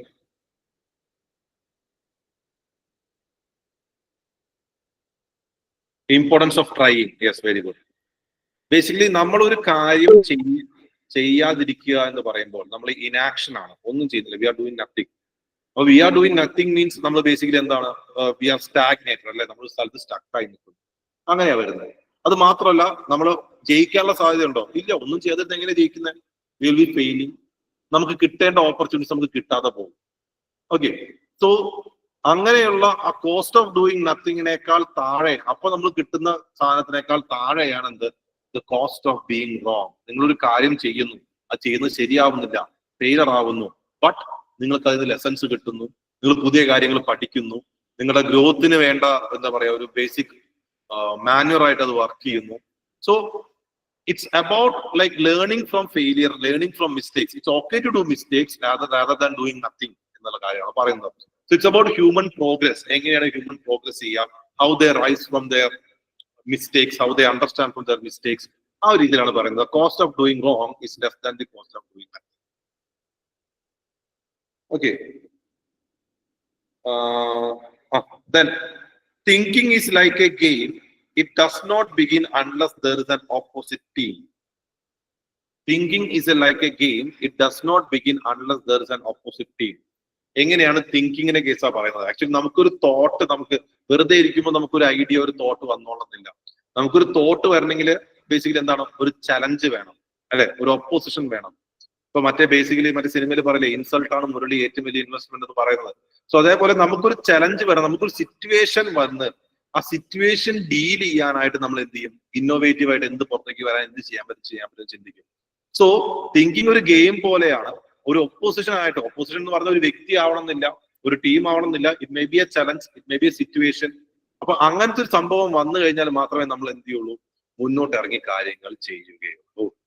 അപ്പോ ഒരു ഗെയിമിൽ എങ്ങനെയാണ് ഒരു ഒപ്പോസിഷൻ, ഒരു കോമ്പറ്റീഷൻ തുടങ്ങി വെക്കുന്നത്? ഒരു കോമ്പറ്റീഷൻ വരുമ്പോഴേ നമ്മുടെ ബെസ്റ്റ് പുറത്തേക്ക് വരിക. അപ്പൊ കോമ്പറ്റീഷൻ തുടങ്ങി വെക്കുന്നത് അതേപോലെ തന്നെ നമ്മൾ ഒരു കാര്യം ചെയ്യാൻ ഇറങ്ങുമ്പോൾ അതിനുണ്ടാവുന്ന ഒപ്പോസിഷൻ, അതിനുണ്ടാവുന്ന ഒരു കൗണ്ടർ ആയിട്ട് വരുന്ന കാര്യങ്ങളാണ് നമ്മൾ എപ്പോഴും തോട്ട്സ് പ്രൊവോക്ക് ചെയ്യാനും നമ്മളെ മുന്നോട്ട് നയിക്കുവാനും.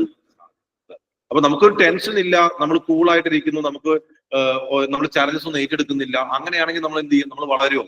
ഇല്ല. നമ്മൾ ക്രിയേറ്റീവ് ആവോ? ഇല്ല. നമ്മൾ എങ്ങനെയാണോ അങ്ങനെ തന്നെ ഇരിക്കും. സോ അതാണ് അവിടെ പറയുന്നത്. It's about thought and human character, how we are going to develop with an opposition. Next topic ഒന്ന് നോക്കൂ. Visionary decision making happens at the intersection of intuition and logic. എന്താ അത്? Visionary decision making happens at the intersection of intuition and logic. ഇവിടെ പറയുന്നത് എന്താ? Intersection of intuition and logic. എന്താ അതിനർത്ഥം?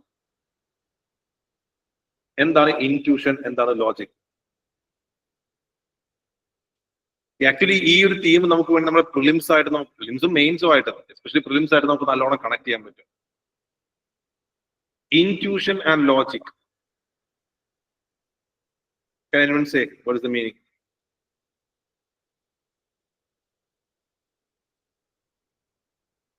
Emotional intelligence. Okay, emotional is പറയാം. Then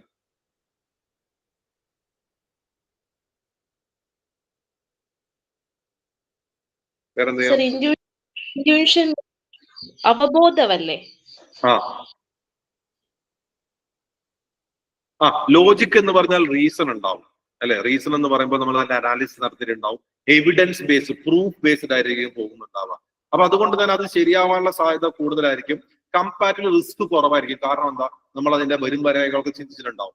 നേരെ മറിച്ച് ഇൻറ്റ്യൂഷൻ എന്ന് പറഞ്ഞാൽ ഇറ്റ്സ് അബൌട്ട് നമ്മുടെ എന്താ പറയുക, ഒരു ഗട്ട് ഫീലിംഗ് എന്ന് പറയില്ലേ? We feel like a gut feeling. ഇങ്ങനെ ചെയ്താൽ ശരിയാവും, ഇങ്ങനെ ചെയ്താൽ മതി, ഇങ്ങനെ നമുക്ക് ചെയ്ത് നോക്കാം.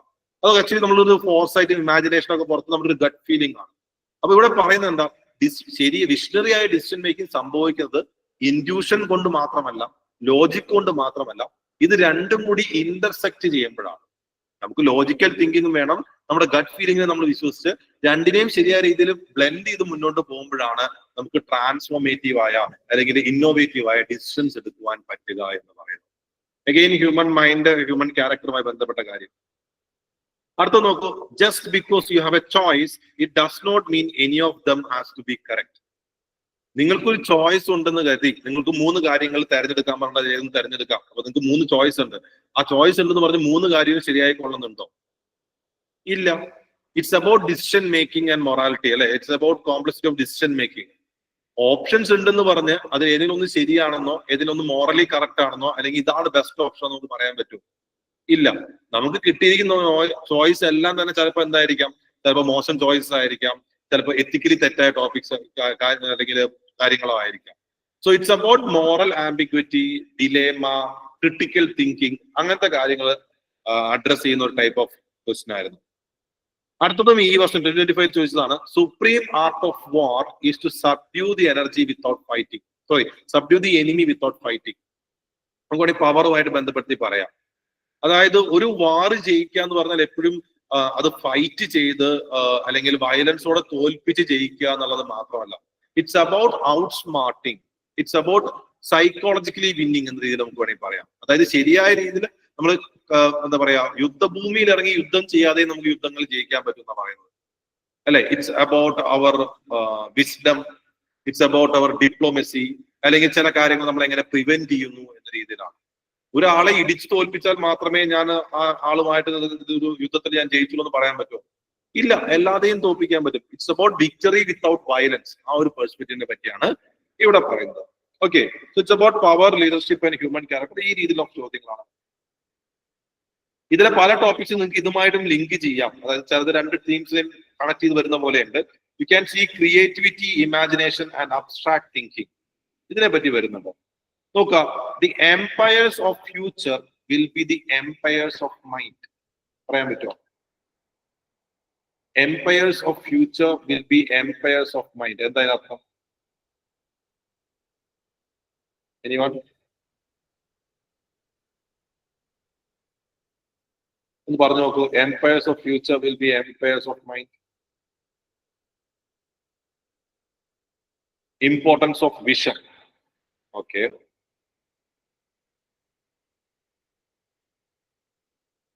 പണ്ട് കാലത്ത് എങ്ങനെയാണ് എംപയേഴ്സ് വലുതാക്കിയിരുന്നത്? ഇപ്പൊ ഒരു എംപയർ വലുതാവുന്ന പണ്ട് എങ്ങനെയാണ്? It's about our military strength, force എത്രത്തോളം സ്ട്രോങ് ആണ്, ആ വാറ്, അങ്ങനത്തെ മെത്തേഡിലാണ് പണ്ട് കാലത്തെ എംപയർ നമ്മൾ ബേസിക്കലി എന്ത് ചെയ്യുന്നത്. ഒരാൾ പവർഫുൾ ആണെന്ന് തീരുമാനിക്കുന്ന ആളുടെ എത്രത്തോളം ആ ഒരു ഫോഴ്സ് ഉണ്ടെന്നുള്ള ബേസിലാണ്. പക്ഷെ ഇനിയുള്ള കാലത്ത് ബേസിക്കലി എങ്ങനെയായിരിക്കും ലോകം കീഴടക്കുക അല്ലെങ്കിൽ സാമ്രാജ്യങ്ങൾ ഉണ്ടാക്കപ്പെടുക? It's about knowledge. മൈൻഡിന്റെ ബേസിലാണ് പറയുന്നത്. It's about knowledge, it's about creativity, it's about intellect, അല്ലേ? അപ്പോ it's not about army or it's not about the brute force. It's about the creativity, imagination, innovation, intellectual minds that is going to build new empires എന്നാണ് പറയുന്നത്. അപ്പൊ അതുകൊണ്ട് തന്നെ ഇപ്പൊ നമുക്ക് എങ്ങനെ പറയാം, ഇപ്പൊ രാജ്യങ്ങളൊക്കെ അല്ലെങ്കിൽ ഇൻഡിവിജ്വൽസ് ആയാലും നമുക്ക് എന്താ വേണ്ടത്? It's not about military or army, it's about giving education, technologically progress ചെയ്യാം, ഐഡിയാസ് പ്രൊമോട്ട് ചെയ്യുക, റിസർച്ച് ആൻഡ് ഡെവലപ്മെന്റ് പ്രൊമോട്ട് ചെയ്യുക. ആ രീതിയിൽ, അതായത് ഒരു മനുഷ്യന്റെ മെന്റൽ കപ്പാസിറ്റി, അതായിരിക്കും ഈ വരുന്ന കാലത്ത് പുതിയ എംപയറിനെ ബിൽഡ് ചെയ്യുന്നത് എന്ന് പറയുന്നതാണ്. Empires of future will be empires of mind എന്ന് പറയുന്നത്. അടുത്ത് നോക്കുക. Inspiration for creativity springs from the effort to look from the magical in the mundane. വാക്ക് വായിക്കുമ്പോൾ ചിലപ്പോൾ മനസ്സിലാക്കാൻ ബുദ്ധിമുട്ടുണ്ടാവും. എന്തെങ്കിലും മനസ്സിലാക്കി ജസ്റ്റ് ഒന്ന് പറയൂ.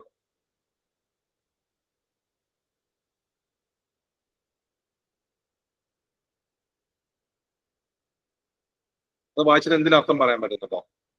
മുണ്ടേന്നിന്റെ അർത്ഥം അറിയില്ലെങ്കിലും.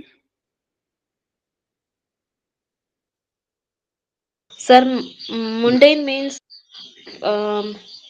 ഓർഡിനറി അല്ലേ? അതെ അതെ, ഓർഡിനറി ആണ്. അപ്പൊ എന്താ അർത്ഥം?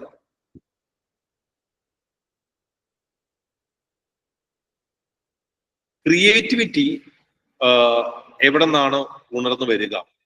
അതായത് നമ്മൾ ഡെയിലി ചെയ്യുന്ന, നമുക്ക് നോർമലായി തോന്നുന്ന കാര്യങ്ങളിൽ മാജിക് കാണുവാൻ ശ്രമിക്കുമ്പോൾ, ഓക്കെ, നോർമലി ഉള്ള കാര്യങ്ങളിൽ നമ്മൾ ഇന്നോവേഷൻ കൊണ്ടുവരാൻ ശ്രമിക്കുമ്പോൾ, അതിന്റെ ബ്യൂട്ടി നമ്മൾ എൻജോയ് ചെയ്യാൻ നോക്കുമ്പോൾ, അതിനെ മാറ്റുവാനായിട്ടുള്ള പുതിയ പുതിയ ഐഡിയാസ് കൊണ്ടുവരാൻ ശ്രമിക്കുമ്പോൾ, അതിനു വേണ്ടി നമ്മൾ എഫേർട്ട് എടുക്കുമ്പോഴാണ് എന്ത് ക്രിയേറ്റിവിറ്റി വരിക എന്നുള്ള കാര്യമാണ് പറയുന്നത്. ഓക്കെ, നമ്മൾ നോർമലി കാണുന്ന കാര്യങ്ങളെ എങ്ങനെ ബെറ്റർ ആക്കാം, എങ്ങനെ അതിനെ ബ്യൂട്ടിഫുൾ ആക്കാം എന്ന രീതിയിൽ പറയുമ്പോഴാണ് അത് എന്തുകൊണ്ട് വരിക, ക്രിയേറ്റിവിറ്റി വരിക. സോ നമ്മൾ ഇന്ന് കാണുന്ന പല മേ ബി സ്റ്റാർട്ടപ്സ് ആയിക്കോട്ടെ, സക്സസ്ഫുൾ ആയ കമ്പനീസ് ആയിക്കോട്ടെ, നമ്മൾ നോർമലി ചെയ്യുന്ന കാര്യങ്ങളെ കുറച്ചുകൂടി ബെറ്റർ ആയി എങ്ങനെ ചെയ്യാമെന്ന രീതിയിൽ കൊണ്ടുവന്നിട്ടുള്ള ലൈക്ക് ലോജിക്കൽ തിങ്കിങ് കൊണ്ടുവന്നിട്ടുള്ള പല സക്സസ്ഫുൾ ലൈക്ക് എന്റർപ്രണർഷിപ്പ് നമുക്ക് ചുറ്റും കാണാൻ പറ്റും. അപ്പോ basically what they're saying is that creativity usually springs from, it's not about വലിയൊരു ഹ്യൂജ് ഐഡിയ അല്ലെങ്കിൽ ഹ്യൂജ് തോട്ടിൽ നിന്നായിരിക്കില്ല. നമുക്ക് ജനറലി നമുക്ക് ചുറ്റും കാണുന്ന കാര്യങ്ങളെ എങ്ങനെ ബെറ്റർ ആക്കാം, എങ്ങനെ ബ്യൂട്ടിഫുൾ ആക്കാം, അല്ലെങ്കിൽ അതിനെങ്ങനെ വേറെ രീതിയിൽ നോക്കി കാണാം എന്നൊരു തോട്ട് വരുമ്പോഴാണ്. ഇതേ ഐഡിയ തന്നെയാണ് അടുത്തത് നമ്മൾ നോക്കിക്കുന്നത്. നോക്കിയേ, all ideas that have large consequence are always simple. Same concept അല്ലേ ഓൾമോസ്റ്റ്, അല്ലെ? സൊസൈറ്റിയിൽ കോമൺലി നടക്കുന്ന കാര്യങ്ങളിൽ ട്രാൻസ്ഫോർമേഷൻ കൊണ്ടുവരുന്ന ഐഡിയാസ് പൊതുവെ എന്തായിരിക്കും? സിമ്പിൾ ആയിരിക്കും. കോംപ്ലക്സ് ആയിരിക്കില്ല, സിമ്പിൾ ആയിരിക്കും. അതായത് വളരെ സിമ്പിളായ, എല്ലാവർക്കും ഉപയോഗിക്കാവുന്ന അല്ലെങ്കിൽ അഡാപ്റ്റ് ചെയ്യാൻ പറ്റുന്ന, എല്ലാവരും അഡോപ്റ്റ് ചെയ്യുന്ന, ക്ലാരിറ്റി ഉള്ള സിമ്പിൾ ഐഡിയാസിനാണ് വലിയ മാറ്റങ്ങൾ സൊസൈറ്റിയിൽ കൊണ്ടുവരാൻ പറ്റുക. ഓക്കെ, സോ ഇതും നമ്മൾ നേരത്തെ പറഞ്ഞ കോൺസെപ്റ്റും തമ്മിൽ ചെറിയ റിലേഷൻ ഉണ്ട്. It's almost connected. അപ്പൊ again recurring themes. Then poets are the unacknowledged legislature in the legislatures of the world. നമ്മൾ നേരത്തെ പറഞ്ഞ കൗണ്ടർ ആർഗ്യുമെന്റ് ആണ്. നേരത്തെ പറഞ്ഞ എന്തായാലും നമ്മൾ റൊമാൻറ്റിക് ഇതിനേക്കാൾ കൂടുതൽ സയന്റിഫിക് ആണെന്ന് പറഞ്ഞ കൗണ്ടർ ആർഗ്യുമെന്റ് ആണ്. Poets are unacknowledged legislatures of the world. ഇവിടെ പോയറ്റ്സ് എന്ന് പറയുമ്പോൾ കവികൾ എന്ന രീതിയിൽ മാത്രം ചിന്തിക്കരുത്. നമുക്ക് ഇങ്ങനെ പറയാം, എന്താ, ആർട്ടിസ്റ്റ്. ഓക്കെ, അത് ആക്ടർ ആവാം, അല്ലെങ്കിൽ പെയിന്റർ ആവാം, എന്ത് വേണേ ആവാം. They are the unacknowledged legislators of the world. എന്താ അതിനർത്ഥം? എങ്ങനെ ഈ ക്രിയേറ്റീവ് ആർട്ടിസ്റ്റുകൾ നമുക്ക് അൺഅക്നോളജ് ലെജിസ്ലേറ്റേഴ്സ് ആയിട്ട് പറയാൻ പറ്റും?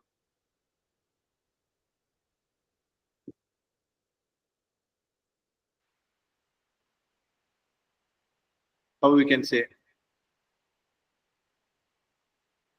ഹലോ പറഞ്ഞോളൂ, കേൾക്കാം.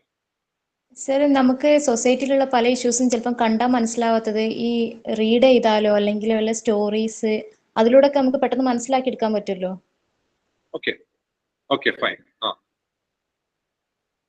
ഒന്നാമത് ഈ ആർട്ടിസ്റ്റ് അല്ലെങ്കിൽ ആർട്ട് എന്ന് പറഞ്ഞാൽ വൈഡ്ലി ആക്സെപ്റ്റഡ് ആണ്. ഒട്ടുമിക്ക ആൾക്കാരെ എൻജോയ് ചെയ്യുന്നതാണ്, അവരെ ഇൻഫ്ലുവൻസ് ചെയ്യുന്ന കാര്യമാണ് പൊതുവെ ആർട്ട് എന്ന് പറഞ്ഞു കഴിഞ്ഞാൽ, അല്ലെ? സോ ഇവിടെ പറയുന്നത് എന്താണെന്ന് വെച്ച് കഴിഞ്ഞാൽ, ഇറ്റ്സ് പോയറ്റ്സ് ആർ അൺഅക്നോളജ്ഡ് ലെജിസ്ലേച്ചർ. ഇപ്പൊ നിങ്ങളോട് ഒരു കാര്യം ചെയ്യരുത് എന്ന് നിങ്ങളോട് നിയമം പ്രകാരം ഒരു നിയമം വന്നു കഴിഞ്ഞാൽ, it's basically imposing something on you. അങ്ങനെയുള്ള റൂൾ വന്നു കഴിഞ്ഞാൽ, നേരെ മറിച്ച് ഒരു ആക്ടർ ഒരു സിനിമയിൽ ഒരു നല്ലൊരു കാര്യം അങ്ങനെ പ്രസന്റ് ചെയ്യുമ്പോൾ അതിന് കൂടുതൽ ഇൻഫ്ലുവൻസ് ഉണ്ടാവും. Because we try to copy ഇത്. അങ്ങനെയല്ലേ? ഇപ്പൊ ഫോർ എക്സാമ്പിൾ, ഇപ്പോ ഏതെങ്കിലും ഒരു ആർട്ട് ഫോം ആയിക്കോട്ടെ, ഒരു പണ്ട് കാലത്തേക്ക് നോവൽ, ഇന്നത്തെ കാലത്ത് ഏറ്റവും കൂടുതൽ സിനിമയാണ് വരുന്നത്. അതുകൊണ്ട് ഞാൻ സിനിമയുടെ എക്സാമ്പിൾ പറഞ്ഞത്. ഒരു സിനിമയിൽ ബേസിക്കലി ഒരു കാര്യം വന്നു കഴിഞ്ഞാൽ അത് ബേസിക്കലി ഫോളോ ചെയ്യാനുള്ള ടെൻഡൻസി പൊതുവെ എല്ലാവർക്കും ഉണ്ടാവും. ഓക്കെ, LGBT ഇഷ്യൂ, അത് ആക്ച്വലി നിയമപ്രകാരം ഒരു കാര്യം പറയുന്നതിനേക്കാൾ ബെറ്റർ ആയിട്ടായിരിക്കും ലൈക്ക് സിനിമയിൽ പ്രസന്റ് ചെയ്യുമ്പോൾ കുറച്ച് ബെറ്റർ ആയിട്ട് ആൾക്കാർ അത് ആക്സെപ്റ്റ് ചെയ്യുന്നത്. അപ്പോ അത്തരത്തിൽ തിരിച്ചറിയപ്പെടാത്ത അല്ലെങ്കിൽ വേണ്ട രീതിയിൽ കൊടുക്കാത്ത നിയമനിർമ്മാതാക്കളാണ് പോയറ്റ്സ് എന്ന് പറയുന്നത്. സോ ആർട്ടിസ്റ്റുകൾ അവർ ബേസിക്കലി ഒരു നിയമം ലിഖിതമായ ഒരു നിയമം ഉണ്ടാക്കിയില്ലെങ്കിൽ they are influencing people to follow something. അതാണ് കോൺസെപ്റ്റ്. അഗെയിൻ ക്രിയേറ്റിവിറ്റിയുമായി ബന്ധപ്പെട്ടത്. ദെൻ ഈ വർഷം വന്നാണ് thought finds a world and creates one also. ഈ വർഷത്തെ ചോദ്യമാണ് thoughts find a world and creates one also. അതിനർത്ഥം പറയാമോ?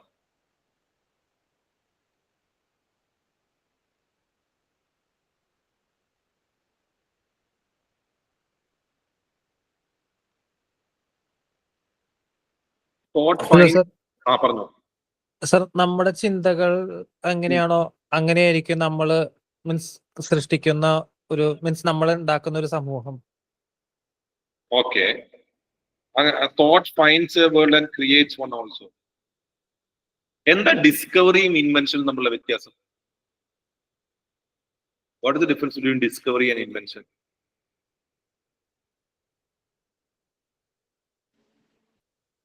ഇൻവെൻഷൻ പുതിയതായിട്ട് കണ്ടുപിടിക്കുന്നത്, ഡിസ്കവറി എക്സിസ്റ്റ് ചെയ്യുന്നു.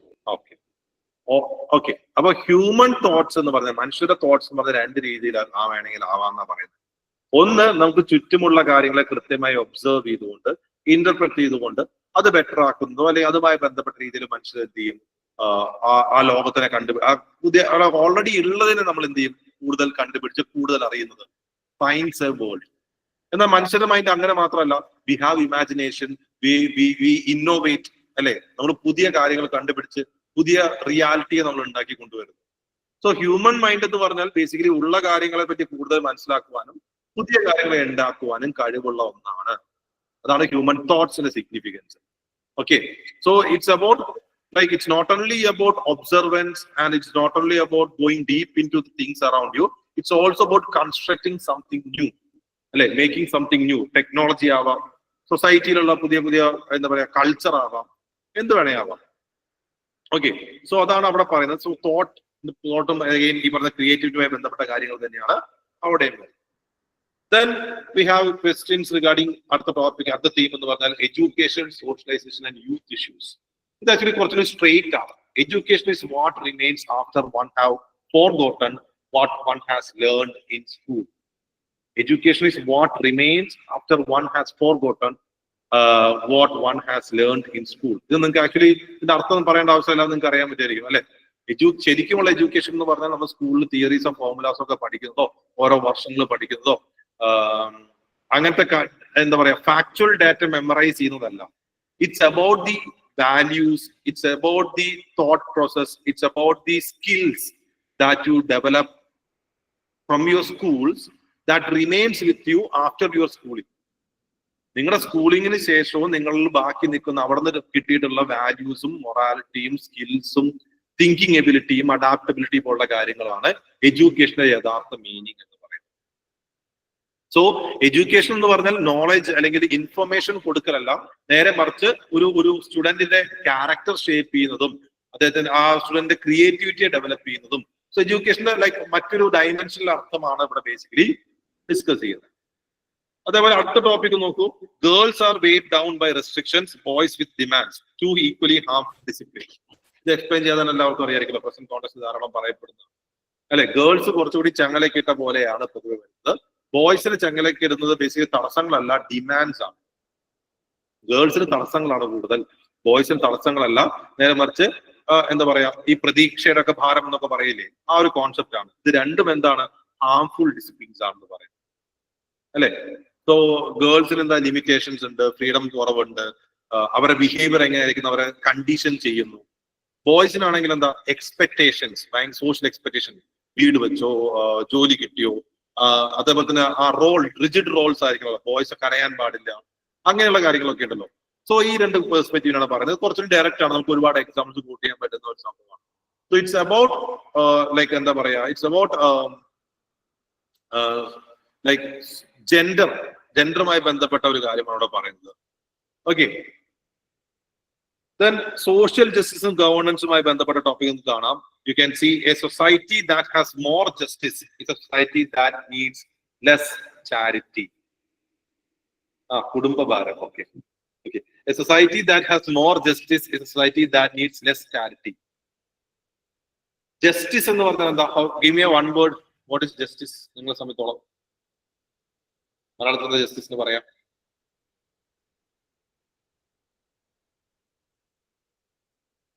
നമ്മൾ പ്രിയാമ്പിളിൽ പറയില്ലേ, ജസ്റ്റിസ് എന്ന് പറഞ്ഞാൽ നീതി എന്ന് പറയും അല്ലെ. എന്താ നീതി? സോ ബേസിക്കലി ഇക്വിറ്റബിൾ ആയിരിക്കണം, ഫെയർ ആയിരിക്കണം അല്ലെ. അപ്പോ ഇവിടെ ബേസിക്കലി ഇക്വിറ്റബിളും, എല്ലാവർക്കും ഈക്വൽ ഓപ്പർച്യൂണിറ്റീസ് ഉണ്ട്, ഈക്വൽ റൈറ്റ്സ് ഉണ്ട്, ഈക്വൽ റിസോഴ്സസ് കിട്ടുന്നുണ്ട്. അങ്ങനെയാണെന്നുണ്ടെങ്കിൽ അവിടെ ചാരിറ്റിയുടെ ആവശ്യമുണ്ടോ? എല്ലാവർക്കും ഈക്വലി എല്ലാ കാര്യങ്ങളും കിട്ടുന്നുണ്ട്, ഫെയർ ആയിട്ട് കാര്യങ്ങൾ കിട്ടുന്നുണ്ട്, പൊളിറ്റിക്കലി ഫെയർ ആണ്, ലീഗലി ഫെയർ ആണ്, എക്കണോമിക്കലി ഫെയർ ആണ്. അങ്ങനെയാണെന്നുണ്ടെങ്കിൽ അവിടെ ചാരിറ്റിയുടെ ആവശ്യമുണ്ടോ? ചാരിറ്റി എപ്പോഴാണ് വേണ്ടി വരിക? ഹാവ്സും ഹാവ് നോട്ട്സും ഉള്ളപ്പോൾ. സോ ചാരിറ്റി വേണ്ടി വരിക എന്നതിന് അർത്ഥം അവിടെ ഇനീക്വാളിറ്റി ഉണ്ട്, അവിടെ ജസ്റ്റിസ് ശരിയായിട്ട് വന്നിട്ടില്ല എന്ന രീതിയിലുള്ള കാര്യമാണ്. സോ ബേസിക്കലി സോഷ്യൽ ഡെവലപ്മെന്റ് എന്ത് വേണം? ജസ്റ്റിസ് ആണ് കൂടുതൽ വേണ്ടത്, അല്ലാതെ എന്താ പറയാ ബെനവലൻസ് അല്ല കൂടുതൽ വേണ്ടത്. ജസ്റ്റിസ് കൃത്യമായിട്ടുണ്ടെങ്കിൽ അവിടെ ബേസിക്കലി ബാക്കി കാര്യത്തിന്റെ ആവശ്യമില്ല. സൊസൈറ്റിയുമായി ബന്ധപ്പെട്ട് നമുക്ക് പറയാവുന്നതാണ്. നോക്കുക, hand that rocks the cradle rules the world. ഇതിന്റെ അർത്ഥം ആക്ച്വലി ആർക്കും പറയാമോ? ഇത് പലരും തെറ്റായ രീതിയിൽ ഡയമെൻഷൻ അല്ല, തെറ്റായ രീതിയിൽ അപ്രോച്ച് ചെയ്ത രഹസ്യമായിരുന്നു. Hands that rocks the cradle rules the world. എന്താ അർത്ഥം?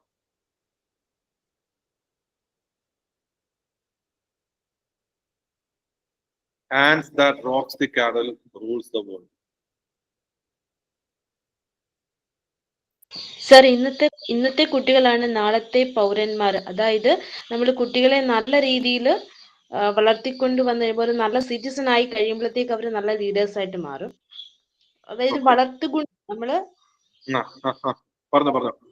തനി മലയാളത്തിൽ പറഞ്ഞു കഴിഞ്ഞാൽ നമ്മൾ വളർത്തുഗുണം, ഒരു കുട്ടിയെ വളർത്തിക്കൊണ്ട് വരുന്ന അവരിൽ ഉണ്ടാവുന്ന നല്ല ഗുണങ്ങള് ഒരു നാളത്തെ ഒരു നല്ല ലീഡറായിട്ട് മാറാൻ അവരെ സഹായിക്കും. ഓക്കെ, കുറച്ചുകൂടി സ്പെസിഫിക് ആവാറുണ്ട്. വേറെ ആർക്കെങ്കിലും പറയാമോ? ഒന്ന് ട്രൈ ചെയ്ത് നോക്ക്, തെറ്റിക്കോട്ടെ, കുഴപ്പമില്ല. സർ, നമ്മുടെ സൊസൈറ്റിയുടെ ഫ്യൂച്ചർ ഈ വളർന്നു വരുന്ന ഈ കുട്ടികൾ, അതായത് നല്ല ആ സ്വഭാവ ഗുണത്തോടു കൂടി. സ്വഭാവ ഗുണം, വളർത്തുഗുണം എന്ന് പറഞ്ഞത് ശരിയാണ്. ആരാണ് അതിൽ കൂടുതൽ ഇൻഫ്ലുവൻസ് ഉള്ളത്? പാരന്റ് ആണോ? ഇവിടെ actually hand that rocks the cradle കുറച്ച് പോയറ്റിക് ആയി പറഞ്ഞു കഴിഞ്ഞാൽ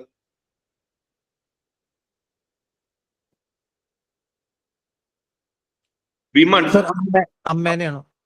വിമൺ, പെർട്ടിക്കുലർലി മദേഴ്സ്, അവരാണ് care givers.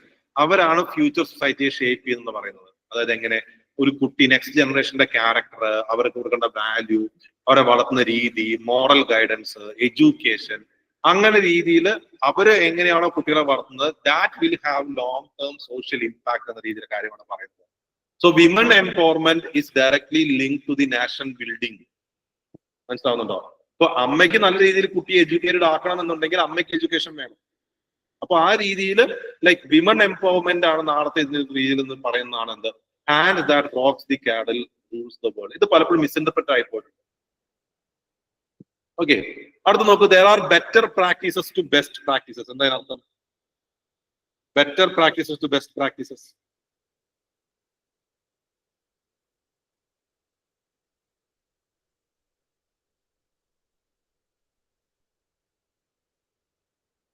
Okay, best practices എന്ന് പറഞ്ഞാൽ എന്താ? പൊതുവെ നമ്മൾ ബെസ്റ്റ് പ്രാക്ടീസ് എന്ന് പറഞ്ഞാൽ യൂണിവേഴ്സലി ആക്സെപ്റ്റ് ചെയ്യപ്പെടുകയാണ്. ഈ ഒരു കാര്യത്തിന് നമുക്ക് ശരിയായി ഇങ്ങനെ ചെയ്യാനാണ് ഏറ്റവും ശരി എന്ന് നമ്മൾ പറയുന്നത് ബെസ്റ്റ് പ്രാക്ടീസ്. പക്ഷെ അത് എല്ലായ്പ്പോഴും ആപ്ലിക്കബിൾ ആണ് അല്ല. ഇപ്പൊ ഫോർ എക്സാമ്പിൾ ഇപ്പൊ കേരളം അല്ലെങ്കിൽ ഇന്ത്യ ഫേസ് ചെയ്യുന്ന വൺ ഓഫ് ദി ഇഷ്യൂ ആണ് huge may be like let's say pollution എന്നൊരു കേസ് എടുക്കാം. ഇപ്പൊ പൊല്യൂഷൻ കൺട്രോൾ ചെയ്യാനായിട്ട് ഒരു minute.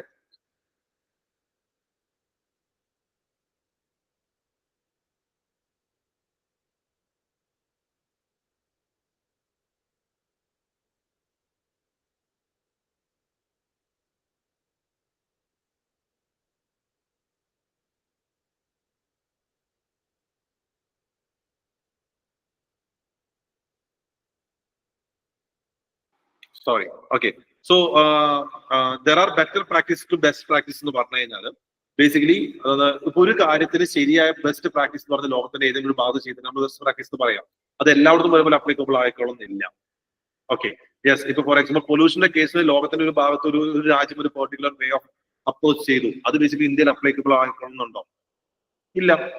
And there is always room for improvement അല്ലെ. Continuous improvement, continuous adaptation, innovation, ഇതിലെല്ലാം എപ്പോഴും പോസിബിലിറ്റി ഉണ്ടെന്ന് പറയുന്നതാണ് ഈ ഒരു കാര്യം. ഈ എൻവയോൺമെന്റ് ബേസ്ഡ് ക്വസ്റ്റ്യൻസ് കാണാറുണ്ട്. Forest precede civilization and desert follow them. ഞാൻ ഒന്ന് വേഗം പറഞ്ഞു പോകണേ, നമ്മുടെ ടൈം ഒരുപാട്. Okay, forest precede civilization and desert follow them എന്ന് പറഞ്ഞാൽ എന്താ? ബേസിക്കലി സിവിലൈസേഷൻ, മനുഷ്യരുടെ സെറ്റിൽമെന്റ്, സംസ്കാരം വരുന്നതിന് മുമ്പ് ഫോറസ്റ്റ് ആയിരുന്നു. സോ നേച്ചർ, ഫോറസ്റ്റ് എല്ലാം വെൽ പ്രിസർവ്ഡ് ആയിരുന്നു, അബണ്ടന്റ് ആയിരുന്നു. പക്ഷെ മനുഷ്യരുടെ സെറ്റിൽമെന്റ് വന്നു കഴിഞ്ഞപ്പോൾ people started to exploit the natural resources. ഈ നാച്ചുറൽ റിസോഴ്സ് എക്സ്പ്ലോയിറ്റ് ചെയ്ത് തുടങ്ങിയപ്പോൾ എന്തായി? It started to affect the sustainability, എൻവയോൺമെന്റൽ ഡീഗ്രഡേഷൻ, പൊല്യൂഷൻ, ക്ലൈമറ്റ് ചേഞ്ച് പോലുള്ള കാര്യങ്ങൾ വന്നു തുടങ്ങി, ഡെസർട്ടിഫിക്കേഷൻ ഒക്കെ പോലുള്ള കാര്യങ്ങൾ വന്നു തുടങ്ങി. സോ ബേസിക്കലി ഹ്യൂമൻസ് ആണ് ഇതിനൊക്കെ കാരണം എന്ന രീതിയിൽ പറയാം. മറ്റൊന്ന്, forest are the best case studies for economic excellence. Economic എക്സലൻസിന്റെ ഏറ്റവും ബെസ്റ്റ് കേസ് സ്റ്റഡി എന്ന് പറഞ്ഞാൽ ഫോറസ്റ്റ് ആണ്. കാരണം ഫോറസ്റ്റ് ബേസിക്കലി നമ്മൾ നോക്കിക്കഴിഞ്ഞു കഴിഞ്ഞാൽ, നമ്മൾ കാട് വെട്ടി കഴിഞ്ഞാൽ നമ്മൾ കാടിനെ ഒരു ഫോറസ്റ്റ് ഫയർ ഉണ്ടായി, കാട് നശിച്ചു പോയി. നമ്മൾ കാടിനെ ഫ്രീലി വിട്ട് കഴിഞ്ഞാലും കാട് എന്ത് ചെയ്യും? തന്നെ റീജനറേറ്റ് ചെയ്യും അല്ലെ. അവിടെയുള്ള റിസോഴ്സിനെ ശരിയായ രീതിയിൽ ഉപയോഗിച്ചുകൊണ്ട് തന്നെ റീജനറേറ്റ് ചെയ്യും. അല്ലെങ്കിൽ നേച്ചർ അല്ലെങ്കിൽ ഫോറസ്റ്റ് എന്ന് പറഞ്ഞാൽ ഒരിക്കലും എക്സ്പ്ലോയിറ്റേഷൻ നടത്തുകയില്ല. അവിടെ എന്താണോ അവൈലബിൾ അതിനനുസരിച്ച് നേച്ചർ പോകുന്നുണ്ടാവാം. അപ്പൊ നമുക്ക് എക്കണോമിക് എക്സലൻസിന്റെ ഏറ്റവും ബെസ്റ്റ് എക്സാമ്പിൾ എന്ന് പറഞ്ഞാൽ എന്താണ്? ഫോറസ്റ്റ് ആണെന്നാണ് പറയുന്നത്. ഓക്കെ, നമുക്ക് എക്കണോമിക് ഗ്രോത്തിന് ഏറ്റവും ബെസ്റ്റ് എക്സാമ്പിൾ എന്ന് പറഞ്ഞാൽ ഫോറസ്റ്റ് ആണെന്നാണ് പറയുന്നത്. So like forest like it gives us long term wealth തരുന്നു, പ്രിസർവേഷൻ എങ്ങനെ നടത്തുമെന്ന് നമ്മളെ പഠിപ്പിച്ചു തരുന്നു, എങ്ങനെ റീജനറേറ്റ് ചെയ്യുമെന്ന് പഠിപ്പിച്ചു തരുന്നു, എങ്ങനെ തളർച്ചയിൽ നിന്ന് മുന്നോട്ട് വരുന്നത് പഠിപ്പിച്ചു തരുന്നു. So that's it. പിന്നെ history, change and continuity is yet another topic. നോക്കുക, history repeats itself, first as a tragedy, second as a farce. History പലപ്പോഴും റിപ്പീറ്റ് ചെയ്യുമ്പോൾ ഒരേപോലത്തെ ഒക്കറൻസ് രണ്ട് പ്രാവശ്യം സംഭവിക്കുമ്പോൾ ആദ്യത്തെ ഒക്കറൻസ് നമ്മൾ ട്രാജഡി ആയിട്ടാണ് കാണാൻ പറ്റുക. പക്ഷെ രണ്ടാമത്തെ എന്താണ്? ഒരു ഫാഴ്സ് ആണെന്നാണ് പറയുന്നത്. ഇപ്പൊ ഫോർ എക്സാമ്പിൾ ഫസ്റ്റ് ഒക്കറൻസ് ഒരു ആക്സിഡന്റ് ഉണ്ടായി, ഒരു ഇഷ്യൂ ഉണ്ടായി, ഒരു വാർ ഉണ്ടായി, അതെന്താണ്? ട്രാജഡിയാണ്. It will be having some genuine suffering, അങ്ങനത്തെ കാര്യങ്ങൾ ഉണ്ടാവും. പക്ഷെ അത് വീണ്ടും ഒക്കർ ചെയ്യുമ്പോൾ അത് വീണ്ടും ഒക്കർ ചെയ്യുമ്പോൾ എന്തായിരിക്കും? It's often simplified. സംടൈംസ് നമ്മൾ അതിന്റെ ഒരു ഫാഴ്സ് ആയിട്ട് കാണും എന്ന രീതിയിലാണ് പറയുന്നത്. Okay, then the time to repair the roof is when the sun is shining. Time to repair the roof is when the sun is shining. അതിനർത്ഥം എന്താ? റൂഫ് നമ്മൾ എപ്പോഴത്തേക്ക് റിപ്പയർ ചെയ്യുന്നത്? റൂഫ് നമ്മൾ റിപ്പയർ ചെയ്യുന്നത് ഭാവിയിൽ ഒരു പ്രശ്നം ഉണ്ടാകുമ്പോൾ, അല്ലെങ്കിൽ മഴക്കാലം വരുമ്പോൾ വീട് ചോരരുത് എന്ന് പറഞ്ഞിട്ടായിരിക്കും നമ്മൾ റൂഫ് റിപ്പയർ ചെയ്യാം. അപ്പൊ മഴക്കാലം എത്തിയിട്ടാണോ നമ്മൾ ബേസിക്കലി റിപ്പയർ ചെയ്യേണ്ടത്? അല്ല, എപ്പോഴാണോ സൂര്യൻ ഉദിച്ച് നിൽക്കുന്നത്, എപ്പോഴാണോ നമുക്ക് നല്ല സേഫ് ആയിട്ടുള്ള സമയമുള്ളത്, അപ്പോൾ വേണം നമ്മൾ എന്ത് ചെയ്യാൻ, പ്രിപ്പയർ ചെയ്യുവാനായിട്ട്, അപ്പോൾ വേണം നമ്മൾ അത് കാര്യങ്ങൾ ചെയ്യുവാനായിട്ട്. സോ ഇറ്റ്സ് ലൈക്ക് എപ്പോഴും നിങ്ങൾ സ്ട്രോങ് ആയിരിക്കുന്ന സമയത്ത് വേണം കാര്യങ്ങൾ ചെയ്യുവാനും സെൽഫ് പ്രിപ്പയർ ചെയ്യുവാനും വേണ്ട കോൺസെപ്റ്റ് ആണ്. It's not like you should wait for the ഒരു ഡാമേജ് ടു ഒക്കർ, അല്ലെങ്കിൽ ഒരു മോശം സിറ്റുവേഷൻ ടു ഒക്കർ. അതാണ് സംഭവം. Then best lessons are learn through bitter experiences. അത് ഞാൻ പറയുന്നില്ല, നമ്മൾ ബ്രെയിൻ സ്റ്റോം ചെയ്യുന്നുണ്ട്. Then years teach much which days never knew. Years teach much that days never know. അതാണ് അർത്ഥം. Years teach much that days never know എന്ന് പറഞ്ഞാൽ അതിനർത്ഥം എന്താ? ആർക്കെങ്കിലും പറയാമോ? ഇത് പറയാൻ ശ്രമിക്കൂ. ലോങ് ടൈം എക്സ്പീരിയൻസ് എന്നാണ് ഉദ്ദേശിക്കുന്നത്. Very good. Long term experience ആണ് എപ്പോഴും valuable compared to short term observation. അതായത് പെട്ടെന്ന് ഒരു ദിവസം നമ്മൾ കാണുന്നു, അല്ലെങ്കിൽ തിയറിറ്റിക്കലി കുറെ കാര്യങ്ങൾ പഠിക്കുന്നതിനേക്കാൾ ഉപരി ലോങ് ടേം ആയിട്ട് അതിൽ ഫോളോ ചെയ്ത് വന്ന ഒരാളുടെ എക്സ്പീരിയൻസ് ആണ് എപ്പോഴും എന്ത് വാല്യുബിൾ. നമുക്ക് ശരിയായ അണ്ടർസ്റ്റാൻഡിങ്, ശരിയായ വിസ്ഡം വരുന്നത് ലോങ് ടേം എക്സ്പീരിയൻസിൽ നിന്നാണ്. Not about immediate observation, not about theoretical learning, not about ബുക്സിൽ നിന്ന് പഠിക്കുന്ന കാര്യങ്ങളൊന്നും മാത്രമല്ല. It's about how you have handle different situations. It's about how you learn from your success and failures. So human ഡെവലപ്മെന്റിന് എന്ത് വേണം? ബേസിക്കലി ടൈം ഒരു major factor ആണ് എന്ന് പറയുന്നതാണ്. Okay, history change and continuity. Then risk action, human potential. A ship in harbor is safe, but that is not what ship is for. ഇത് നമുക്ക് തുടക്കത്തിൽ പറഞ്ഞിട്ടുള്ള ടോപ്പിക്കുമായിട്ട് ബന്ധപ്പെടുത്താം. ഹാർബറിൽ കിടക്കുന്ന ഷിപ്പ്, അതായത് പ്രശ്നങ്ങളൊക്കെ ഒഴിവാക്കിക്കൊണ്ട് സേഫ് ആയ സ്ഥലത്ത് കിടക്കുന്ന ഷിപ്പ് അതെപ്പോഴും സേഫ് ആണ്. പക്ഷെ അതിനു വേണ്ടിയാണ് ഷിപ്പ് ഉണ്ടാക്കിയിട്ടുള്ളത്? അല്ല, ഷിപ്പ് എന്തിനു വേണ്ടിയുള്ളതാണ്? സെയിൽ ചെയ്യാനുള്ളതാണ്. വേവ്സിനെയും വിൻഡിനെയും റെയിനെയും എല്ലാം തരണം ചെയ്തുകൊണ്ട് ഡെസ്റ്റിനേഷനിലേക്ക് എത്തുവാൻ വേണ്ടിയിട്ടുള്ളതാണത് ഷിപ്പ്. ഇത് നമുക്ക് വേണമെങ്കിൽ റിലേറ്റ് ചെയ്യാം. മറ്റേ ഹ്യൂമനിൽ പറഞ്ഞ നമ്മൾ ടോപ്പിക്കായിട്ട് റിലേറ്റ് ചെയ്യാം. നമ്മൾ അവിടെ പറഞ്ഞ ടോപ്പിക്കില് എന്തായിരുന്നു? It's better to do something than doing nothing എന്ന് പറഞ്ഞ ടോപ്പിക്കില് അതുമായിട്ട് നമുക്ക് വേണമെങ്കിൽ എന്ത് ചെയ്യാം? ഈ തീം കണക്ട് ചെയ്യാം. Okay, then cost of being wrong is cost of doing nothing. Okay, നമ്മൾ നേരത്തെ പറഞ്ഞത് തന്നെ ഓൾസോ ഓവർലാപ്പ് വിത്ത് ലീഡർഷിപ്പ്. ഈ രണ്ട് കാര്യങ്ങൾ സെയിം കോൺസെപ്റ്റ് തന്നെയാണ് രണ്ടു പ്രാവശ്യം വന്നിരിക്കുന്നത്. ഓക്കെ, സോ ഇത്രയാണ് റെക്കറിംഗ് തീംസ് ആയിട്ട് വരുന്നത്. ഈ രീതിയിലുള്ള കാര്യങ്ങളാണ് UPSC പൊതുവെ ചോദിക്കാം. അപ്പോ നമ്മൾ എസ്സേ നിങ്ങളൊരു ക്വസ്റ്റ്യൻ നോക്കുന്നു, ഒരു 8 ലൈക്ക് നിങ്ങൾക്ക് അറിയാലോ, സെക്ഷൻ എയും ബിയും ഉണ്ട്. സെക്ഷൻ എയിൽ നിങ്ങൾക്ക് 4 ടോപ്പിക് തന്നിട്ടുണ്ടാവും, സെക്ഷൻ ബിയിൽ നിങ്ങൾക്ക് 4 ടോപ്പിക് തന്നിട്ടുണ്ടാവും. അപ്പൊ ഇത് സെക്ഷൻ എയിൽ unit choose one of the topic, section B unit choose one of the topic. അപ്പൊ അതെങ്ങനെ ചൂസ് ചെയ്യാന്നുള്ളത് ബാസി സാറ് കഴിഞ്ഞ ക്ലാസ്സിൽ നിങ്ങൾക്ക് പറഞ്ഞിട്ടുണ്ടാവും. അങ്ങനെ നിങ്ങൾ എസ്സേ ചൂസ് ചെയ്ത് കഴിഞ്ഞു കഴിഞ്ഞാൽ you won't be straight away starting to write the essay. നിങ്ങൾ സ്ട്രേറ്റ് അവേ എസ്സേ എഴുതി തുടങ്ങുകയല്ല വേണ്ടത്. നേരെ മറിച്ച് നിങ്ങൾക്ക് 1.5 മണിക്കൂർ എസ്സേ എഴുതാൻ കിട്ടുന്നുണ്ടല്ലോ. ഈ 1.5 മണിക്കൂർ you can spend around 20 minutes to brain Storm. അതായത് നിങ്ങൾ 1200 വേർഡ്സിൽ എഴുതുന്ന 12 പേജോളം എഴുതുന്ന എസ്സേ എങ്ങനെയായിരിക്കണം സ്ട്രക്ചർ ചെയ്യാനായിട്ട് you can take around 15 to 20 minutes. That's okay. അത് provided that your writing speed is good. Your writing speed is excellent എന്ന് പറയുന്നില്ല. Your writing speed will be good because by the time you will be writing the mains, നിങ്ങൾ പലപ്പോഴായിട്ട് പല answers എഴുതിയിട്ടുണ്ടാവും. അപ്പൊ നിങ്ങളുടെ writing speed എന്തായാലും നല്ലതായിരിക്കും. You should be using 15-20 minutes to basically brainstorm the essay. അപ്പൊ എങ്ങനെയാണ് ബ്രെയിൻ സ്റ്റോം ചെയ്യേണ്ടത്? What is brain storming? What is the process? എന്ത് ചെയ്യണം ബ്രെയിൻ സ്റ്റോം ചെയ്യാനെന്നുള്ള കാര്യമാണ് നമ്മൾ ഇനി നോക്കുവാൻ പോകുന്നത്. ഓക്കെ, എന്താണ് ബ്രെയിൻ സ്റ്റോമിങ്? ഒരു എസ്സേ വായിക്കുമ്പോൾ നിങ്ങൾ നോക്കിക്കഴിഞ്ഞാൽ, നിങ്ങൾ നേരത്തെ കണ്ട ടോപ്പിക്സ് നോക്കിക്കഴിഞ്ഞാൽ നിങ്ങൾക്ക് അതിന്റെ അർത്ഥം മനസ്സിലാവുന്നുണ്ടാവും. അത് പക്ഷേ എഴുതേണ്ട 2, 3, 4 പോയിന്റ്സ് നിങ്ങളുടെ മനസ്സിലേക്ക് പെട്ടെന്ന് വരുന്നുണ്ടാവും. പക്ഷെ ഈ 4 പോയിന്റ് കൊണ്ട് എസ്സേ എഴുതാൻ പറ്റുമോ? ഇല്ല. നമുക്ക് എസ്സേക്ക് എന്തൊക്കെ വേണം? ഓൾറെഡി പറഞ്ഞ പോലെ ഇൻട്രൊഡക്ഷൻ വേണം, ബോഡി വേണം, കൺക്ലൂഷൻ വേണം. ഈ ബോഡിയിൽ ആർഗ്യുമെന്റ് ഉണ്ടാവും, കൗണ്ടർ ആർഗ്യുമെന്റ് ഉണ്ടാവും. ആർഗ്യുമെന്റ്സിൽ പല ഡയമെൻഷൻ കൊണ്ടുവരണം, കൗണ്ടർ ആർഗ്യുമെന്റ്സിൽ പല ഡയമെൻഷൻ കൊണ്ടുവരണം. ഇതിനൊക്കെ പറ്റുകയാണെങ്കിൽ എക്സാമ്പിൾസ് കൊണ്ടുവരണം. ഇൻട്രോയിൽ മേ ബി ഒരു സ്റ്റോറി കൊണ്ടുവരണം, മേ ബി ഒരു കോട്ട് കൊണ്ടുവരണം, അങ്ങനെ എന്തെങ്കിലും കാര്യങ്ങൾ കൊണ്ടുവരണം. കൺക്ലൂഷൻ അവിടെ നോട്ടെ, അത് എസ്സേ എഴുതി കഴിയുമ്പോൾ നമുക്ക് കിട്ടും. അപ്പൊ ഇത്രയും കാര്യങ്ങൾ നമുക്ക് ബേസിക്കലി എസ്സേക്ക് വേണം. ഒരു എസ്സേ എഴുതുമ്പോൾ നമുക്ക് ഫില്ല് ചെയ്യാനായിട്ട് ഇത്രയും കാര്യങ്ങൾ നമുക്ക് വേണം, അല്ലെ? ഇൻട്രൊഡക്ഷൻ വേണം, ഇൻട്രൊഡക്ഷൻ വേണ്ട കണ്ടന്റ് വേണം, ബോഡിയിൽ ആർഗ്യുമെന്റിന്റെ പല ഡയമെൻഷൻ, അതിനുവേണ്ട എക്സാമ്പിൾസ്, കൗണ്ടർ ആർഗ്യുമെന്റ് അതിന് വേണ്ട പല ഡയമെൻഷൻസ്, അതിനുവേണ്ട എക്സാമ്പിൾസും വരണം. അപ്പൊ ഇത്രയും കാര്യങ്ങൾ നമുക്ക് ബ്രെയിൻ സ്റ്റോം ചെയ്ത് കംപ്ലീറ്റ് എടുക്കാൻ പറ്റുമെന്നുള്ളതാണ് ചാലഞ്ച്. ഓക്കെ, നമ്മൾ എസ് എ ബ്രെയിൻ സ്റ്റോം ചെയ്യുമ്പോൾ നമ്മൾ ബേസിക്കലി ഒരു പ്ലാൻ ഉണ്ടാക്കുക മാത്രമാണ് ചെയ്യുന്നത്. Sometimes when you write the essay, നമ്മളെ റൈറ്റിംഗ് ആ കണ്ടീഷൻ അല്ലെങ്കിൽ എഴുതി വരുന്ന നമ്മൾ കുറെ മോട്ടിവേഷൻ വരുത്തുകയൊക്കെ ചെയ്യും. പക്ഷേ നിങ്ങൾക്ക് എഴുതേണ്ട ചില പോയിന്റ്സ് നിങ്ങൾ വിട്ടുപോയിട്ടില്ല എന്ന് ഉറപ്പ് വരുത്താൻ വേണ്ടിയിട്ടാണ് നമ്മൾ എന്ത് ചെയ്യുന്നത്, ഈ പറയുന്ന ബ്രെയിൻ സ്റ്റോമിങ് ചെയ്യുന്നത്. ഒരു പ്ലാൻ ഉണ്ടാക്കുക, സ്ട്രക്ചർ ഉണ്ടാക്കാൻ വേണ്ടിയിട്ടാണ്. ചിലപ്പോൾ നിങ്ങൾ എഴുതി വരുമ്പോഴേക്കും പുതിയ പോയിന്റ് എക്സാമ്പിൾ വരുന്നുണ്ടാവും. That we include. Okay, so എന്താണ് ഈ ബ്രെയിൻ സ്റ്റോമിങ് എന്ന് പറയുന്നത്? ബ്രെയിൻ സ്റ്റോമിങ്ങിനെ ഞാനിവിടെ 5 സ്റ്റെപ്പായിട്ട് ഡിവൈഡ് ചെയ്തിരിക്കുന്നു. 5 A's വരുന്ന step: accumulate, assemble, announce, afterward, advance. Accumulate, assemble, announce, afterward, advance. ഇതിൽ ആദ്യത്തെ 3 കാര്യങ്ങളാണ് സിഗ്നിഫിക്കന്റ് ആയിട്ട് വരുന്നത്.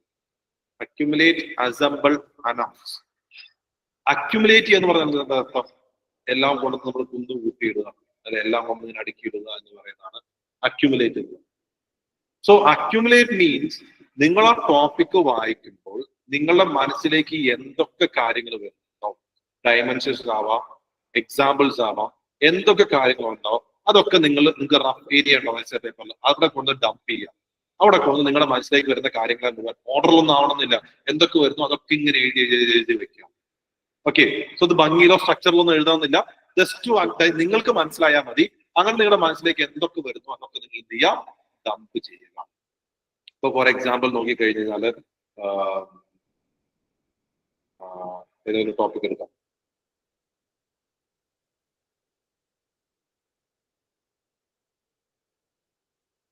Okay, it's best to see life as a journey, not as a destination. എന്നൊരു ടോപ്പിക് നമ്മൾ എടുത്ത് നോക്കാം. It's best to see life as a journey, not as a destination എന്ന് പറയുമ്പോൾ നിങ്ങളുടെ മനസ്സിലാക്കുന്നത്, എന്റെ മനസ്സിലേക്ക് ഏറ്റവും ആദ്യം വന്നത് മീൻ is as important as end. Mean is as important as end എന്നുള്ള കാര്യം വന്നു. പിന്നെ ഭഗവത്ഗീതയിൽ കൃഷ്ണൻ പറഞ്ഞില്ലേ, മാർഗമല്ല ലക്ഷ്യമാണ് പ്രധാനം, കൗണ്ടർ ആർഗ്യുമെന്റ് കൊടുക്കാവുന്ന ആ ഒരു കാര്യം എന്റെ മനസ്സിൽ വന്നു. പിന്നെ അങ്ങനെ like real life examples, dimensions എന്തൊക്കെ നിങ്ങളുടെ മനസ്സിലേക്ക് വരുന്നോ അതൊക്കെ നിങ്ങൾ എന്ത് ചെയ്യാം, you just dump on the paper that's in present. അവിടെ ഒക്കെ എഴുതി വെക്കാം. You take 3 to 4 or 5 minutes for this dumping all the points, dimensions ആയിക്കോട്ടെ, എക്സാമ്പിൾസ് ആയിക്കോട്ടെ. എന്നിട്ടാണ് നമ്മൾ എന്ത് ചെയ്യുന്നത്, അസംബിൾ ചെയ്യുന്നത്.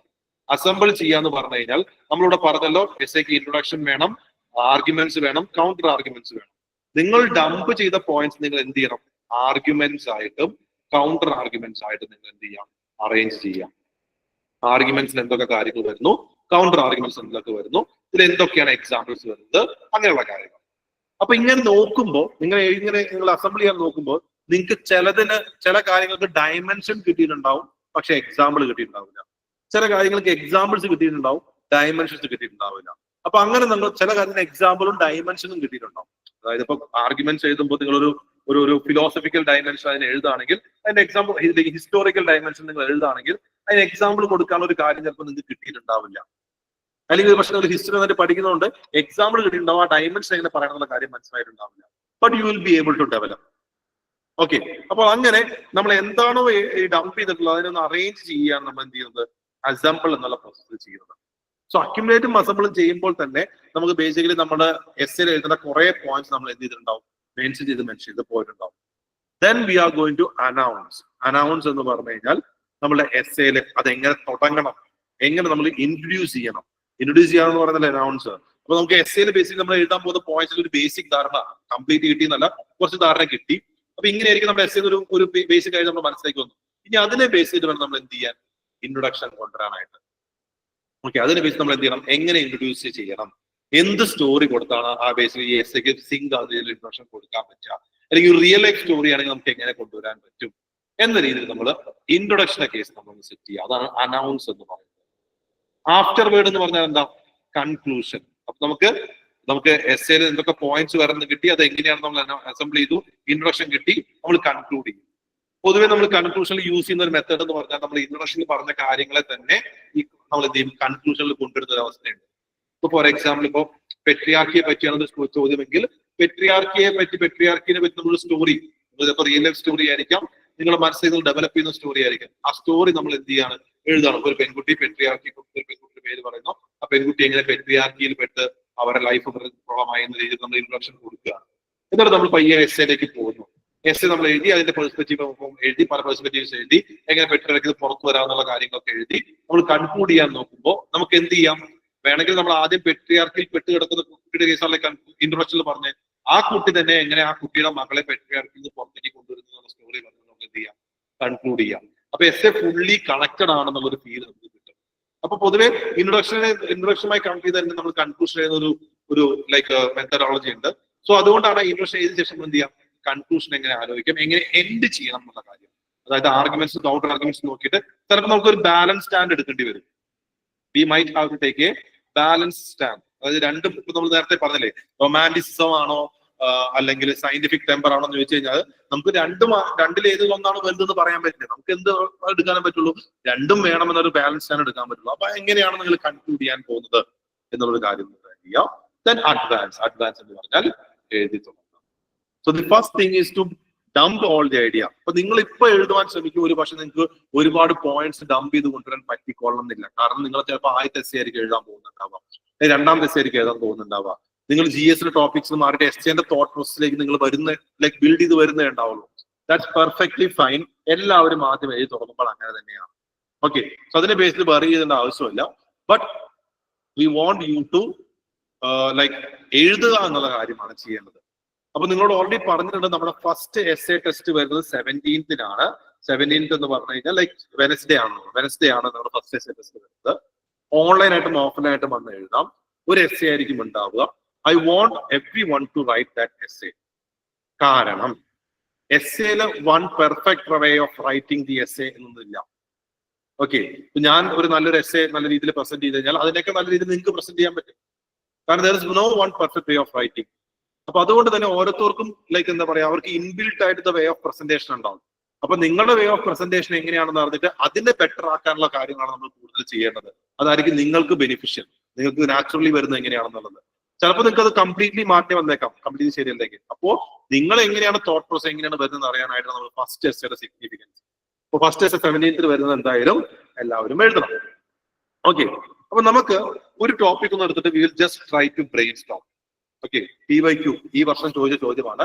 The best lessons are learn through bitter experiences.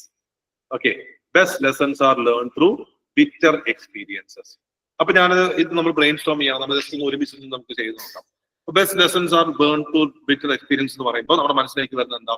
എപ്പോഴും മോശമായ എക്സ്പീരിയൻസസ്, മേ ബി ഫെയിലർ ആവാം, അതിൽ നിന്നാണ് നമുക്ക് എന്താ ബെസ്റ്റ് ലെസൺസ് കിട്ടുക.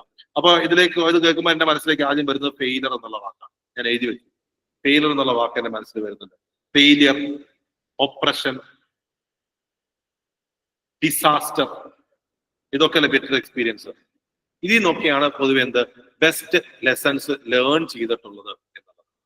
So humans learn basic from failure എന്നൊക്കെ.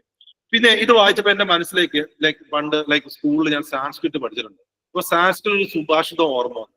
അപ്പൊ സുഭാഷിതം എന്ന് പറഞ്ഞാൽ ഇറ്റ്സ് ലൈക്ക് അതിന്റെ മീനിങ് എനിക്കറിയാം. മീനിങ് എന്ന് പറഞ്ഞാൽ എന്താ? ആളുടെ ക്വാർട്ടർ പഠിക്കുന്നത് ടീച്ചേഴ്സിൽ നിന്നാണ്, ക്വാർട്ടർ പഠിക്കുന്നത് പാരന്റ്സിൽ നിന്നാണ്, 1/4 പഠിക്കുന്നത് ക്വാർട്ടർ പഠിക്കുന്നത് ലൈക്ക് കൊളീഗ്സ് അല്ലെങ്കിൽ ഫ്രണ്ട്സിൽ നിന്നാണ്, ക്വാർട്ടർ സ്വയം പഠിക്കുന്നു. സ്വയം പഠിക്കുന്നത് വേണമെങ്കിൽ കണക്ട് ചെയ്യാം. പക്ഷെ എനിക്ക് എന്താണ് കൃത്യമായിട്ട് ഓർമ്മയില്ല. അപ്പൊ ഞാൻ എന്ത് ചെയ്തു? അത് എഴുതുന്നില്ല, ഞാനത് വിട്ടു. കാരണം എന്താ? അതെനിക്ക് ലൈക്ക് സാൻസ്ക്രിറ്റിലെ ആ ടേംസ് എനിക്ക് ഓർമ്മ വരുന്നില്ല. അപ്പൊ നമുക്ക് ഇങ്ങനെ ഓർമ്മ വരുന്ന കാര്യങ്ങൾ ചിലപ്പോൾ നമ്മൾ എന്ത് ചെയ്യണം? അത് ലീവ് ചെയ്യണം. Okay, so failure, operation, disaster, ഇതാണ് ബെസ്റ്റ് ലെസൺസ് ആണ് പൊതുവെ പറയുന്നത്. ഓക്കെ, സോ ഇതൊരു കാര്യം. ദെൻ ബെസ്റ്റ് ലെസൺസ് എന്ന് പറയുമ്പോൾ അപ്പൊ നമ്മൾ ഒരു കാര്യത്തിൽ നിന്ന് സക്സസ് കിട്ടിക്കഴിഞ്ഞാൽ, ഫെയിലിയർ ഓപ്പോസിറ്റ് സക്സസ് ആണ്. സക്സസ് കിട്ടിക്കഴിഞ്ഞാൽ അതിൽ success is not long lasting sometimes, അല്ലെ? അത് നമുക്ക് ലെസൺസ് തരുന്നില്ല. ലെസൺസ് പലപ്പോഴും തന്നോളുന്നില്ല. അപ്പൊ ഫെയിലിയർ സഫറിംഗ് ആണ് തരുന്നത്. അപ്പൊ ഞാൻ ആലോചിച്ചു ഇതിന്റെ ആർഗ്യുമെന്റ്സും കൗണ്ടർ ആർഗ്യുമെന്റ്സും എന്തൊക്കെ കൊണ്ടുവരാന്ന രീതിയിൽ ഞാൻ ആലോചിച്ചു തുടങ്ങി. അപ്പൊ ഇതിന് വേണമെങ്കിൽ ഒരു ഫിലോസഫിക്കൽ ഡയമെൻഷൻ കൊണ്ടുവരാം, അല്ലെ? ഫിലോസഫിക്കൽ ഡയമെൻഷൻ നമുക്ക് എന്ത് പറയാം? Like suffering is acting as a teacher, അല്ലെ? Suffering acts as a teacher. ഞാൻ എഴുതി വെച്ചു, suffering acts as a teacher. എത്തിക്സിൽ സ്റ്റോയിസിസം എന്നൊരു കാര്യം പഠിച്ചിട്ടുണ്ട്. സ്റ്റോയിസിസം എന്നൊരു കാര്യം, സ്റ്റോയിസിസം എന്ന് പറഞ്ഞാൽ എന്താ? Adversity builds strength. ഓക്കെ, നിങ്ങൾ എത്തിക്സ് പഠിച്ചിട്ടുണ്ടെങ്കിൽ ഒരു പക്ഷേ പഠിച്ചിട്ടുണ്ടാവും. പക്ഷെ എത്തിക്സ് പഠിച്ചിട്ടില്ലെങ്കിൽ കുഴപ്പമില്ല, എത്തിക്സ് പഠിക്കുമ്പോൾ നമ്മുടെ മനസ്സിലേക്ക് വന്നോളും. അപ്പൊ ഞാൻ അത് എഴുതി വെച്ചു. ഇനി ഹിസ്റ്റോറിക്കലി എന്ത് പറഞ്ഞിട്ടുണ്ടെന്ന് വെച്ചപ്പോൾ നമുക്ക് മനസ്സിലായ ഒരു കാര്യം, നമ്മുടെ റിപ്പീറ്റഡ് ഫെയിലിയേഴ്സ്, അല്ലെ?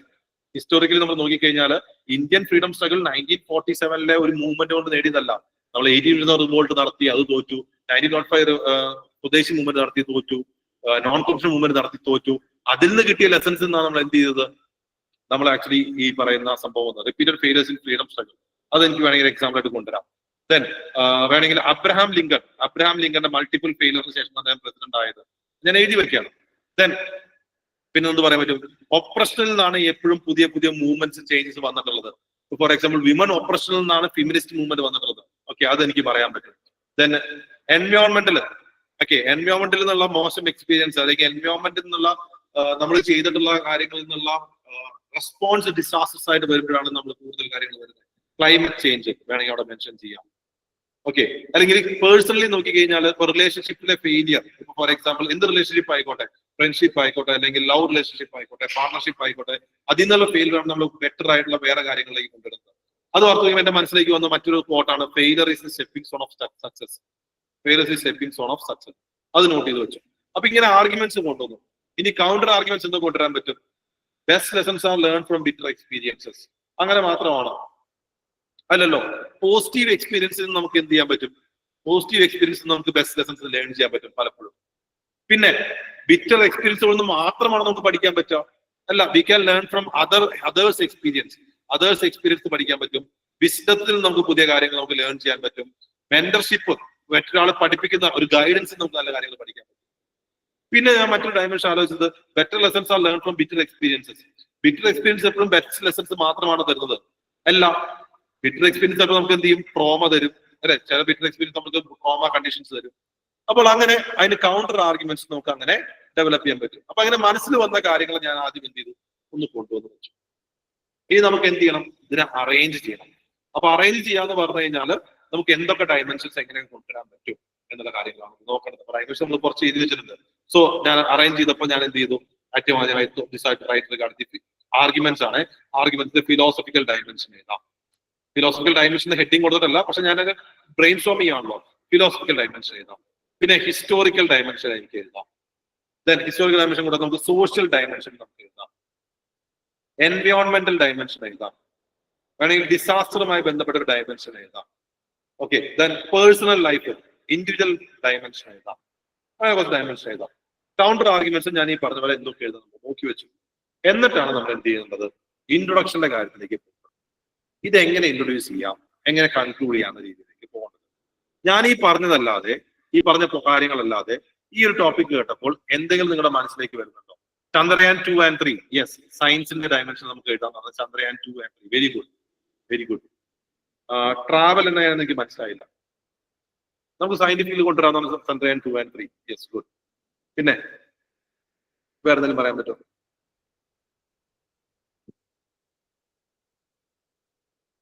വേറെ നിങ്ങളുടെ മനസ്സിലേക്ക് വന്ന ഐഡിയാസ് എന്തെങ്കിലും ഉണ്ടെന്ന് പറയും.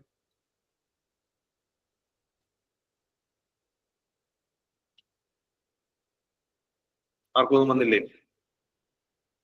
നിങ്ങൾക്ക് ഒറ്റയ്ക്ക് ബ്രെയിൻ സ്റ്റോം ചെയ്യാൻ വേറെ ടോപ്പിക് തരാം. ഇതിപ്പോ ജസ്റ്റ് ഇത്രയും കേട്ടതിന്റെ ബേസ് നിങ്ങളുടെ മനസ്സിലേക്ക് വന്നോ? ഇന്ത്യൻ ഫ്രീഡം സ്ട്രഗിൾ കേട്ടില്ല? India's freedom struggle. Indian freedom struggle already worst experience can be misleading also. Counter argument പറയാം, അല്ലെ? വേഴ്സ്റ്റ് എക്സ്പീരിയൻസ് അപ്പോ മിസ്ലീഡിംഗ് ആയിരിക്കും. ഓക്കെ, അപ്പോ ഇങ്ങനെയുള്ള ടോപ്പിക്സിൽ നിന്ന് നമ്മൾ എന്ത് ചെയ്യണം? Economic depression, very good. Economic perspective നമുക്ക് പറയാം. നമുക്ക് ഏതായിരുന്നു 2008 ഡിപ്രഷൻ നമ്മൾ എടുത്ത ലേൺസ്. കോവിഡ് പറയാം. ഓക്കെ, അപ്പോൾ like then you are going to start the essay. നിങ്ങൾ അതിന്റെ ഇൻട്രൊഡക്ഷൻ ആലോചിക്കുന്നു. ഇൻട്രൊഡക്ഷൻ ആലോചിച്ചപ്പോൾ like I prefer to write a real story. Real story എഴുതുമ്പോൾ like I thought about writing the how the COVID-19 എങ്ങനെ നമ്മൾ vaccination, health പോലുള്ള കാര്യങ്ങളിലേക്ക് നമ്മൾ എങ്ങനെ COVID-19 നമ്മൾ ലീഡ് ചെയ്തു. We thought about the things about universal health coverage, Ayushman Bharat പോലെ കാര്യങ്ങളൊക്കെ ഇന്ത്യ വന്നത് അതിൽ നിന്നാണ്. അങ്ങനെ നമുക്ക് പറഞ്ഞു തുടങ്ങാം. അല്ലെങ്കിൽ World War II one of the major blood shed ഉണ്ടായ സ്ഥലമാണ്. അതിൽ നിന്ന് എങ്ങനെയാണ് നമ്മൾ ബേസിക്കലി ലൈക്ക് ഡെവലപ്പ് ചെയ്തു വന്നത്. അല്ലെങ്കിൽ അശോകന്റെ സ്റ്റോറി പറഞ്ഞു തുടങ്ങാം. അദ്ദേഹത്തിന് കണ്ടായ ആ ഒരു trauma by seeing the bloodshed, by seeing the tears in the Kalinga war, എങ്ങനെ അദ്ദേഹത്തിന് ഈ ഒരു പീസിന്റെ ഭാഗത്തേക്ക് കൊണ്ടുവന്നു. അങ്ങനെ ഇൻട്രൊഡക്ഷൻ ഏത് വേണമെങ്കിൽ പറഞ്ഞു. പിന്നെ നമുക്ക് എന്ത് പറയാം, ഫിലോസഫിയിലെ കാര്യങ്ങൾ പറയാം. ഫിലോസഫിയിലെ കാര്യങ്ങൾ എങ്ങനെ പറയാൻ പറ്റുക? ഹ്യൂമൻ ബീയിങ്സ് ബേസിക്കലി എന്താണ്, അഡ്വേഴ്സിറ്റിയിൽ നിന്നാണ് ഇന്നർ സ്ട്രെങ്ത് ഡെവലപ്പ് ചെയ്യുന്നത്. സഫറിംഗ് നല്ല ടീച്ചറായിട്ട് ആക്ട് എന്ന് പറഞ്ഞിട്ടുണ്ട്. ഹിസ്റ്റോറിക്കൽ ഡയമെൻഷൻസിൽ നമുക്ക് ഞാൻ നേരത്തെ പറഞ്ഞ പോലെ തന്നെ ഹിസ്റ്റോറിക്കലി ആയപ്പോലും നമ്മുടെ ഇന്ത്യൻ ഫ്രീഡം സ്ട്രഗിൾ എങ്ങനെയാണ് നമ്മൾ ജയിച്ചിട്ടുള്ളത്. പെട്ടെന്ന് ഒരു ദിവസം നമ്മൾ ഇറങ്ങിയിട്ട് 1945 ഇറങ്ങി 47 ഫ്രീഡം കിട്ടിയതല്ല. 1857 മറ്റു വർഷങ്ങളിലും നമ്മൾ കണ്ടിന്യൂസ്ലി ഫെയിൽ ചെയ്തെന്ന് അതിൽ നിന്നുള്ള lessons like we took lessons like unity എങ്ങനെ വേണം, നാഷണലിസ്റ്റ് ഫീലിംഗ് എങ്ങനെ വേണം, എങ്ങനെ എല്ലാവരും ഒരുമിച്ച് നിൽക്കണം, അങ്ങനെയുള്ള തോട്ട്സ് നമ്മൾ കിട്ടിയെന്ന് പറയാം. ദെൻ സോഷ്യൽ ഡയമെൻഷൻസ്, ഇപ്പൊ ഫോർ എക്സാമ്പിൾ ഇപ്പോ ഞാൻ നേരത്തെ പറഞ്ഞ പോലെ വിമന്റെ കേസ് നമുക്ക് പറയാം. സോ ലൈക്ക് എപ്പോഴും ഒരു കോസിന് വേണ്ടി എല്ലാവരും ഒരുമിച്ച് നിൽക്കുമ്പോഴാണ് സക്സസ്ഫുൾ കിട്ടുന്നത്. ഇപ്പൊ for example feminine movement, feminist എന്ന് പറഞ്ഞാൽ സ്ത്രീകൾ മാത്രമല്ലല്ലോ, പുരുഷന്മാരും ഫെമിനിസ്റ്റ് ആയിട്ട് വരുന്നുണ്ട്. ഇപ്പൊ LGBTQ വേണ്ടിയിട്ട് ബാധിക്കുന്ന LGBTQ അല്ലാത്ത ആൾക്കാരുമുണ്ട്. So society learns about compassion, unity, justice from ഈ ഹാർഡ്ഷിപ്പ് ഷെയർ ചെയ്യുമ്പോഴാണ് എല്ലാവരും ഒരുമിച്ച് നിൽക്കുക, ഒരുമിച്ച് കാര്യങ്ങൾ കൊണ്ടുവരിക. എൻവയോൺമെന്റൽ ഡയമെൻഷനിൽ നമുക്ക് പറയാവുന്ന ഒരുപാട് കാര്യങ്ങളുണ്ട്. ഇപ്പൊ ഫോർ എക്സാമ്പിൾ നോക്കിക്കഴിഞ്ഞാൽ നമ്മുടെ എൻവയോൺമെന്റ് പ്രൊട്ടക്ഷൻ ആക്ട് 1986 ഇത് എന്തിന്റെ റിസൾട്ട് ആയിട്ടാണ് ഫോം ചെയ്തെന്ന് അറിയാലോ? ഭോപ്പാൽ ഗ്യാസ് ട്രാജഡി റിസൾട്ട് ആയിട്ടാണ് ഫോം ചെയ്തത്. ഭോപ്പാൽ ഗ്യാസ് ട്രാജഡി ഉണ്ടായതിന്റെ അതിൽ നിന്നുള്ള ലെസൺ നിന്നാണ് നമ്മൾ ഇന്ന് എൻവയോൺമെന്റ് പ്രൊട്ടക്ഷൻ ആക്ട് എന്ന് പറഞ്ഞ ആക്ട് കൊണ്ടുവന്നത്. അല്ലെങ്കിൽ നമുക്ക് പറയാം 2004 സുനാമി വന്നതിന്റെ റിസൾട്ട് ആയിട്ടാണ് നമ്മൾ നാഷണൽ ഡിസാസ്റ്റർ മാനേജ്മെന്റ് ആക്ട് കൊണ്ടുവന്നത്. അത് പല പല ഡയമെൻഷനാണ്. അല്ലെങ്കിൽ ഇപ്പൊ ടെക്നോളജിക്കൽ ഇത് നമുക്ക് പറയാം. ഇപ്പൊ ഫോർ എക്സാമ്പിൾ ചന്ദ്രയാൻ 3 എന്ന് പറയുന്ന നമ്മുടെ മിഷൻ സക്സസ്ഫുൾ ആവാൻ നമ്മളെ ഹെൽപ്പ് ചെയ്തത് ചന്ദ്രയാൻ 2 ഫെയിലർ ആണ്. ടെക്നോളജിക്കലി നമുക്ക് ആ പെർസ്പെക്റ്റീവ് പറയാം. അല്ലെങ്കിൽ നമ്മുടെ പേഴ്സണൽ റിലേഷന്റെ കേസുകൾ പറയാം. ബേസിക്കലി ഒരു ഫെയിൽഡ് റിലേഷൻസ് നമ്മൾ കിട്ടുന്ന സെൽഫ് റിഫ്ലക്ഷനും സെൽഫ് അനാലിസിസും അതേപോലെ തന്നെ നമ്മുടെ തെറ്റുകൾ മനസ്സിലാക്കിയതാണ് നമ്മൾ ബേസിക്കലി എന്ത് ചെയ്യുന്നത്, ബിക്കം എ ബെറ്റർ പേഴ്സൺ എന്ന് നമുക്ക് വേണമെങ്കിൽ പറയാം. സോ ഈ രീതിയിൽ ഓക്കെ, ഈ രീതിയിൽ we can basically build the arguments. Counter arguments നമ്മൾ പറഞ്ഞ പോലെ തന്നെ we can bring different counter arguments. എന്തൊക്കെയാണ്? ഫോർ എക്സാമ്പിൾ നമ്മൾ നേരത്തെ പറഞ്ഞല്ലോ, എന്തായിരുന്നു, ബെസ്റ്റ് ലെസൺസ് എപ്പോഴും മോശം എക്സ്പീരിയൻസ് എന്നല്ല, നല്ല എക്സ്പീരിയൻസ്, പോസിറ്റീവ് എക്സ്പീരിയൻസ് എന്ന് വരാം. ലൈക്ക് ജോയ്, ഇൻസ്പിരേഷൻ, മോട്ടിവേഷൻ, ഇങ്ങനെയുള്ള കാര്യങ്ങൾ എന്ന് വരാം. For example if you consider art, പല ആർട്ടിസ്റ്റുകളും അവരുടെ സങ്കടത്തിൽ നിന്ന്, പെയിനിൽ നിന്നാണ് കാര്യങ്ങൾ കൊണ്ടുവരുന്നത് പറഞ്ഞു. പക്ഷെ എല്ലാ ആർട്ടിസ്റ്റുകളും അങ്ങനെയാണോ? ചിലരുടെ ഹാപ്പിനെസ് നിന്നാണ് ക്രിയേറ്റിവിറ്റി ഫോം ചെയ്യുന്നത്. Then wisdom through mentorship and knowledge. Okay, wisdom through mentorship and knowledge എന്ന് പറഞ്ഞു കഴിഞ്ഞാൽ ബേസിക്കലി നമുക്ക് മെന്റർഷിപ്പ് വഴി, അതായത് ഇപ്പൊ ഗാന്ധി ഒരുപാട് കാര്യങ്ങൾ പഠിച്ചത് ഗാന്ധിയുടെ എക്സ്പീരിയൻസ് മാത്രമാണോ? അല്ല, ഗാന്ധി ഗോപാലകൃഷ്ണ ഗോഖലെയുടെ അടുത്ത് നിന്ന് പഠിച്ചിട്ടുണ്ട്, അല്ലെ? അപ്പോൾ അങ്ങനെ ടീച്ചേഴ്സിന്റെ അടുത്ത് നമ്മൾ ഒരുപാട് കാര്യങ്ങൾ പഠിക്കും. പിന്നെ നമ്മൾ പറഞ്ഞ പോലെ എല്ലാ ബിറ്റർ എക്സ്പീരിയൻസ് എന്ന് പറഞ്ഞു കഴിഞ്ഞാൽ ബേസിക്കലി നമുക്ക് എന്ത് തരുന്നില്ല. It's not basically giving you best lesson, some becomes trauma, അല്ലെ? ഫോർ എക്സാമ്പിൾ ഇപ്പൊ അബ്യൂസ് ആണെന്ന് വിചാരിക്കുക, ഇപ്പൊ സെക്ഷലി അബ്യൂസോ എന്ത് വേണേ ആയിക്കോട്ടെ, അത് ബേസിക്കലി എന്താണ്, അവർക്കൊരു ട്രോമാറ്റിക് സ്ട്രെസ് ഉണ്ടാക്കും, ഡിസോർഡേഴ്സ് ഉണ്ടാക്കാൻ സാധ്യതയുണ്ട്. അപ്പോൾ അങ്ങനെ ഈ രീതിയിൽ we can basically bring points in this regard. ഇപ്പൊ ഈ ബ്രെയിൻ സ്റ്റോമിംഗ് എന്ന് പറയുന്നത് നിങ്ങൾക്ക് തുടക്കത്തിൽ ഭയങ്കര ചലഞ്ചിങ് ആയിരിക്കും. ആസ് ഐ ടോൾഡ് യു, നിങ്ങൾക്ക് പോയിന്റ്സ് കൊണ്ടുവരാൻ ബുദ്ധിമുട്ടാകാൻ ഭയങ്കര ചലഞ്ചിങ് ആയിരിക്കും. ബട്ട് ഈ ഒരു രീതി നിങ്ങൾ ഒരിക്കലും ഡയറക്ട്ലി എസ് ചെയ്ത് തുടങ്ങരുത്. You should be spending some time, maybe 15 minutes ഒക്കെ എടുത്തുകൊണ്ട് നിങ്ങൾ എന്ത് ചെയ്യണം, എന്നിട്ട് വേണം നിങ്ങൾ എസ് ചെയ്ത് തുടങ്ങാനായിട്ട്. അപ്പൊ 17th ടെസ്റ്റ് എഴുതുന്നതിന് മുമ്പ് spend 10 to 15 minutes for brainstorming your essay. അതിനുശേഷം മാത്രം എഴുതി തുടങ്ങാം. ഈ എസ് എ നിങ്ങൾക്ക് മാർക്ക് തരുന്നതോ നോക്കിയിട്ടല്ല, we want to understand how you are writing, എന്നിട്ടാണ് നമുക്ക് ഇംപ്രൂവ്മെന്റ് കൊടുക്കാൻ. എന്തെങ്കിലും ഡൗട്ട്സ് ഉണ്ടോ ആർക്കെങ്കിലും? Hello sir.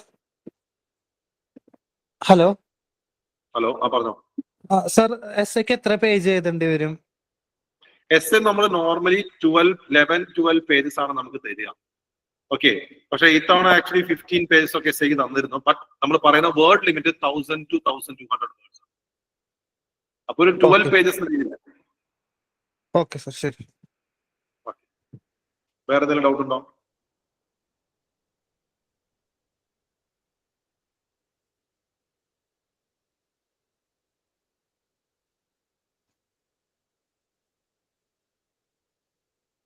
Sir English language അത്ര നല്ലോണം അറിയാതെ ഒരു ആസ്പിരന്റ് ആണ് നമുക്ക് പെട്ടെന്ന് ഇതിന്റെ മീനിങ് മനസ്സിലാക്കണം എന്നെങ്കിലോ അങ്ങനെയുള്ളവർ എന്ത് ചെയ്യുമെന്ന് പറയുമോ സാർ? ഓക്കെ, ഇത് ഞാൻ ഈ ടോപ്പിക്സ് ഇങ്ങനെ കാണിക്കുമ്പോൾ നമുക്ക് ഓരോന്നിനും ആൻസർ ചെയ്യാൻ നോക്കുമ്പോൾ ഭയങ്കര ബുദ്ധിമുട്ടാണ്. എസ്സേയുടെ ക്വസ്റ്റ്യൻ പേപ്പർ എടുത്തു കഴിഞ്ഞാൽ നമ്മൾ പറഞ്ഞല്ലോ, നമുക്ക് സെക്ഷൻ എയിൽ 4 ടോപ്പിക്സ് ഉണ്ട്, സെക്ഷൻ ബിയിലും 4 ടോപ്പിക്സ് ഉണ്ട്. ഓക്കെ, സോ ബേസിക്കലി ഈ 4ത്തിന് ഏതെങ്കിലും ഒന്ന് നമുക്ക് കംഫർട്ടബിൾ ആയി തോന്നുന്നു, ഒന്ന് നമ്മൾ ചൂസ് ചെയ്താൽ മതി. ഇതിൽ നിന്നും ഒന്ന് ചൂസ് ചെയ്താൽ മതി. അങ്ങനെ നമുക്ക് കിട്ടുന്ന ടോപ്പിക്സ് എന്തായാലും ഉണ്ടാവും. അത് ഒന്നാമത്തെ കാര്യം. രണ്ടാമത്തെ കാര്യം, നിങ്ങൾ ഇനിയും ലൈക്ക് നിങ്ങളുടെ പ്രിപ്പറേഷനിൽ മുന്നോട്ട് പോകുമ്പോൾ U will B reading lot of things. നിങ്ങളുടെ ഇംഗ്ലീഷ് ലാംഗ്വേജ് നിങ്ങൾ അറിയാതെ തന്നെ ഇംപ്രൂവ് ചെയ്ത് വരും. അത് മാത്രമല്ല, നിങ്ങൾ ഫിലിംസ് ചെയ്തെങ്കിൽ U will B writing lot of essays. അങ്ങനെ നിങ്ങൾക്ക് അത് എങ്ങനെ മനസ്സിലാക്കി വരുന്ന ഒരു ഐഡിയ നിങ്ങൾക്ക് വന്നു. തേർഡ്ലി, നിങ്ങൾക്ക് വളരെ മോശമാണെന്ന് തോന്നുകയാണെങ്കിൽ you should be putting some effort to improve your language. കാരണം നമ്മൾ ബുക്സ് വായിച്ചിട്ടോ അല്ലെങ്കിൽ ആ രീതിയിൽ വായിച്ചിട്ട് ലൈക്ക് നമ്മൾ ബേസിക്കലി ലാംഗ്വേജ് ഇംപ്രൂവ് ചെയ്യാനുള്ള ശ്രമവും നടത്തണം. ഓക്കെ, ഈ 3 കാര്യങ്ങളാണ്. സോ ബേസിക്കലി അങ്ങനെ നമുക്ക് ഒന്നും എഴുതാൻ പറ്റാത്ത ഒരു സെക്ഷൻ എന്തായാലും ഉണ്ടാവില്ല. Don't worry.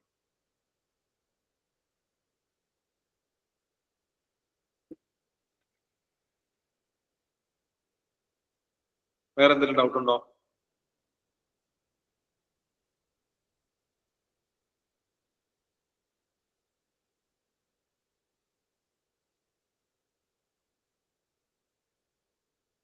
Okay, so don't worry, we will be including more brainstorming sessions. ഇത് ആക്ച്വലി നിങ്ങൾക്ക് ആ ഒരു so do you have to bring both arguments and counter argument in the intro. ഇൻട്രോയിൽ അങ്ങനെ 2 ആർഗ്യുമെന്റ്സ് കൊണ്ടുവന്നുള്ള നിർബന്ധമൊന്നുമില്ല. Intro basically നമുക്ക് നമ്മൾ ഒന്നുകിൽ നമ്മൾ എന്ത് ചെയ്യും, എസ്സേ തന്നിരിക്കുന്ന എന്തിനെ പറ്റിയാണെന്ന് പറയുവാൻ വേണ്ടി നമ്മൾ ചിലപ്പോൾ ഇൻട്രൊഡക്ഷൻ ഉപയോഗിക്കും. അങ്ങനെ എഴുതുമ്പോൾ ചിലപ്പോൾ നമ്മൾ 2 സൈഡും പറയുന്ന പോലെ ആയിരിക്കും നമ്മൾ പറയുന്നുണ്ടാവുക. ഓക്കെ, അപ്പോ അങ്ങനെ എഴുതുന്ന കേസസ് ഉണ്ട്. ചിലപ്പോൾ നമ്മൾ ഇൻട്രോ എഴുതുമ്പോൾ ആർഗ്യുമെന്റ്സ് മാത്രം പറഞ്ഞ് ഇൻട്രോ എഴുതാറുണ്ട്. കാരണം നമ്മളെ എസ്സേയുടെ സ്ട്രക്ചർ വരുമ്പോൾ അത് കോൺടാക്ട് സെറ്റ് ചെയ്യുന്ന രീതിയിൽ. അപ്പൊ നിർബന്ധമില്ല കൗണ്ടർ ആർഗ്യുമെന്റും ആർഗ്യുമെന്റും കൊണ്ടുവരുന്നത്. It depends on the essay topic. അതാണ് നിങ്ങൾ എഴുതി അതിന്റെ റിവ്യൂ പറയുമ്പോഴാണ് അത് കുറച്ചും ബെറ്റർ ആയിട്ട് നമുക്ക് പറയാൻ പറ്റുള്ളൂ.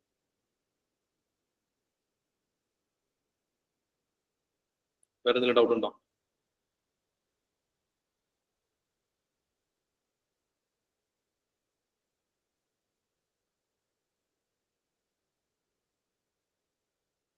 ഹലോ സർ, ആ, 10.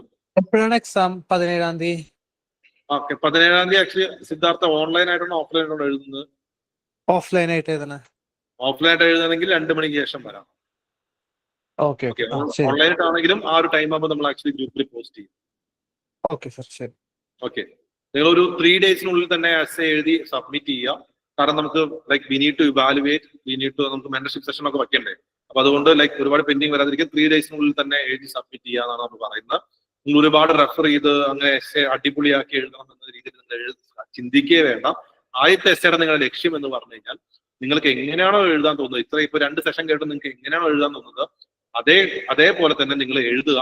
Try to complete this 1000 to 1200 words. അത്രയും വേർഡ്സ് എഴുതുവാൻ ശ്രമിക്കുക. മനസ്സിലാവുന്നുണ്ടോ?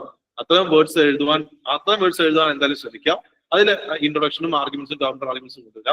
തെറ്റുകൾ ഉണ്ടായിക്കോട്ടെ, നല്ല നല്ല പോയിന്റ്സ് വരട്ടെ. നമുക്ക് എവിടെയാണ് നിങ്ങൾ നിൽക്കുന്നത് അത് മനസ്സിലാക്കിയിട്ട് അവിടെ നിന്ന് ഇംപ്രൂവ്മെന്റ് കൊടുക്കാനായിട്ട് നമുക്ക് പറയാം. ഒരു എസ്സേ നമ്മൾ ആദ്യത്തെ ടെസ്റ്റിൽ തരുന്നുള്ളൂ. നോർമൽ നിങ്ങൾക്ക് 2 എസ്സേ ഉണ്ട്. കാരണം ഒരു എസ്സേ നിങ്ങൾ ജസ്റ്റ് ഒന്ന് എഴുതി നോക്കുക. എസ്സേ എഴുതാൻ ഭയങ്കര മടിയായിരിക്കും. കാരണം എത്ര എഴുതണം, ഇത്രയും പോയിന്റ്സ് വേണമെന്നത് ഭയങ്കര മടിയായിരിക്കും എല്ലാവർക്കും. പക്ഷെ ആ മടിയെ നമ്മൾ ഓവർകം ചെയ്തേ പറ്റുള്ളൂ. കാരണം എസ്സേയുടെ മാർക്ക് നിങ്ങളുടെ റാങ്ക് ഡിറ്റർമൈൻ ചെയ്യുന്നത് വളരെ വലിയ ഫാക്ടറാണ്. അപ്പൊ എസ്സേക്ക് നമുക്ക് എങ്ങനെ ഒരു 130+ സ്കോർ ചെയ്യാൻ പറ്റണം. അപ്പോൾ അതിന് നമ്മൾ എന്ത് ചെയ്യണം, ഇനീഷ്യലി വർക്ക് ചെയ്യണം. So that's very important. Okay, ഇനി നമുക്ക് സ്ട്രാറ്റജി സെഷൻസ് ഉണ്ടാവും. അതിന് നമ്മൾ കൂടുതൽ ബ്രെയിൻ സ്റ്റോമിങ് കാര്യങ്ങളൊക്കെ ചെയ്യുന്നുണ്ടാവും. ഓക്കെ, ഞാൻ വേറെ എന്തെങ്കിലും ഡൗട്ട്സ് ഉണ്ടെങ്കിൽ ചോദിക്കാം.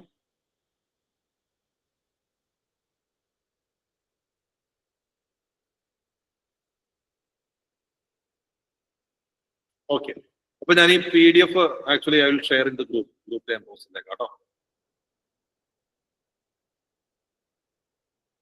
Okay, then thank you everyone. Good night. Thank you, sir.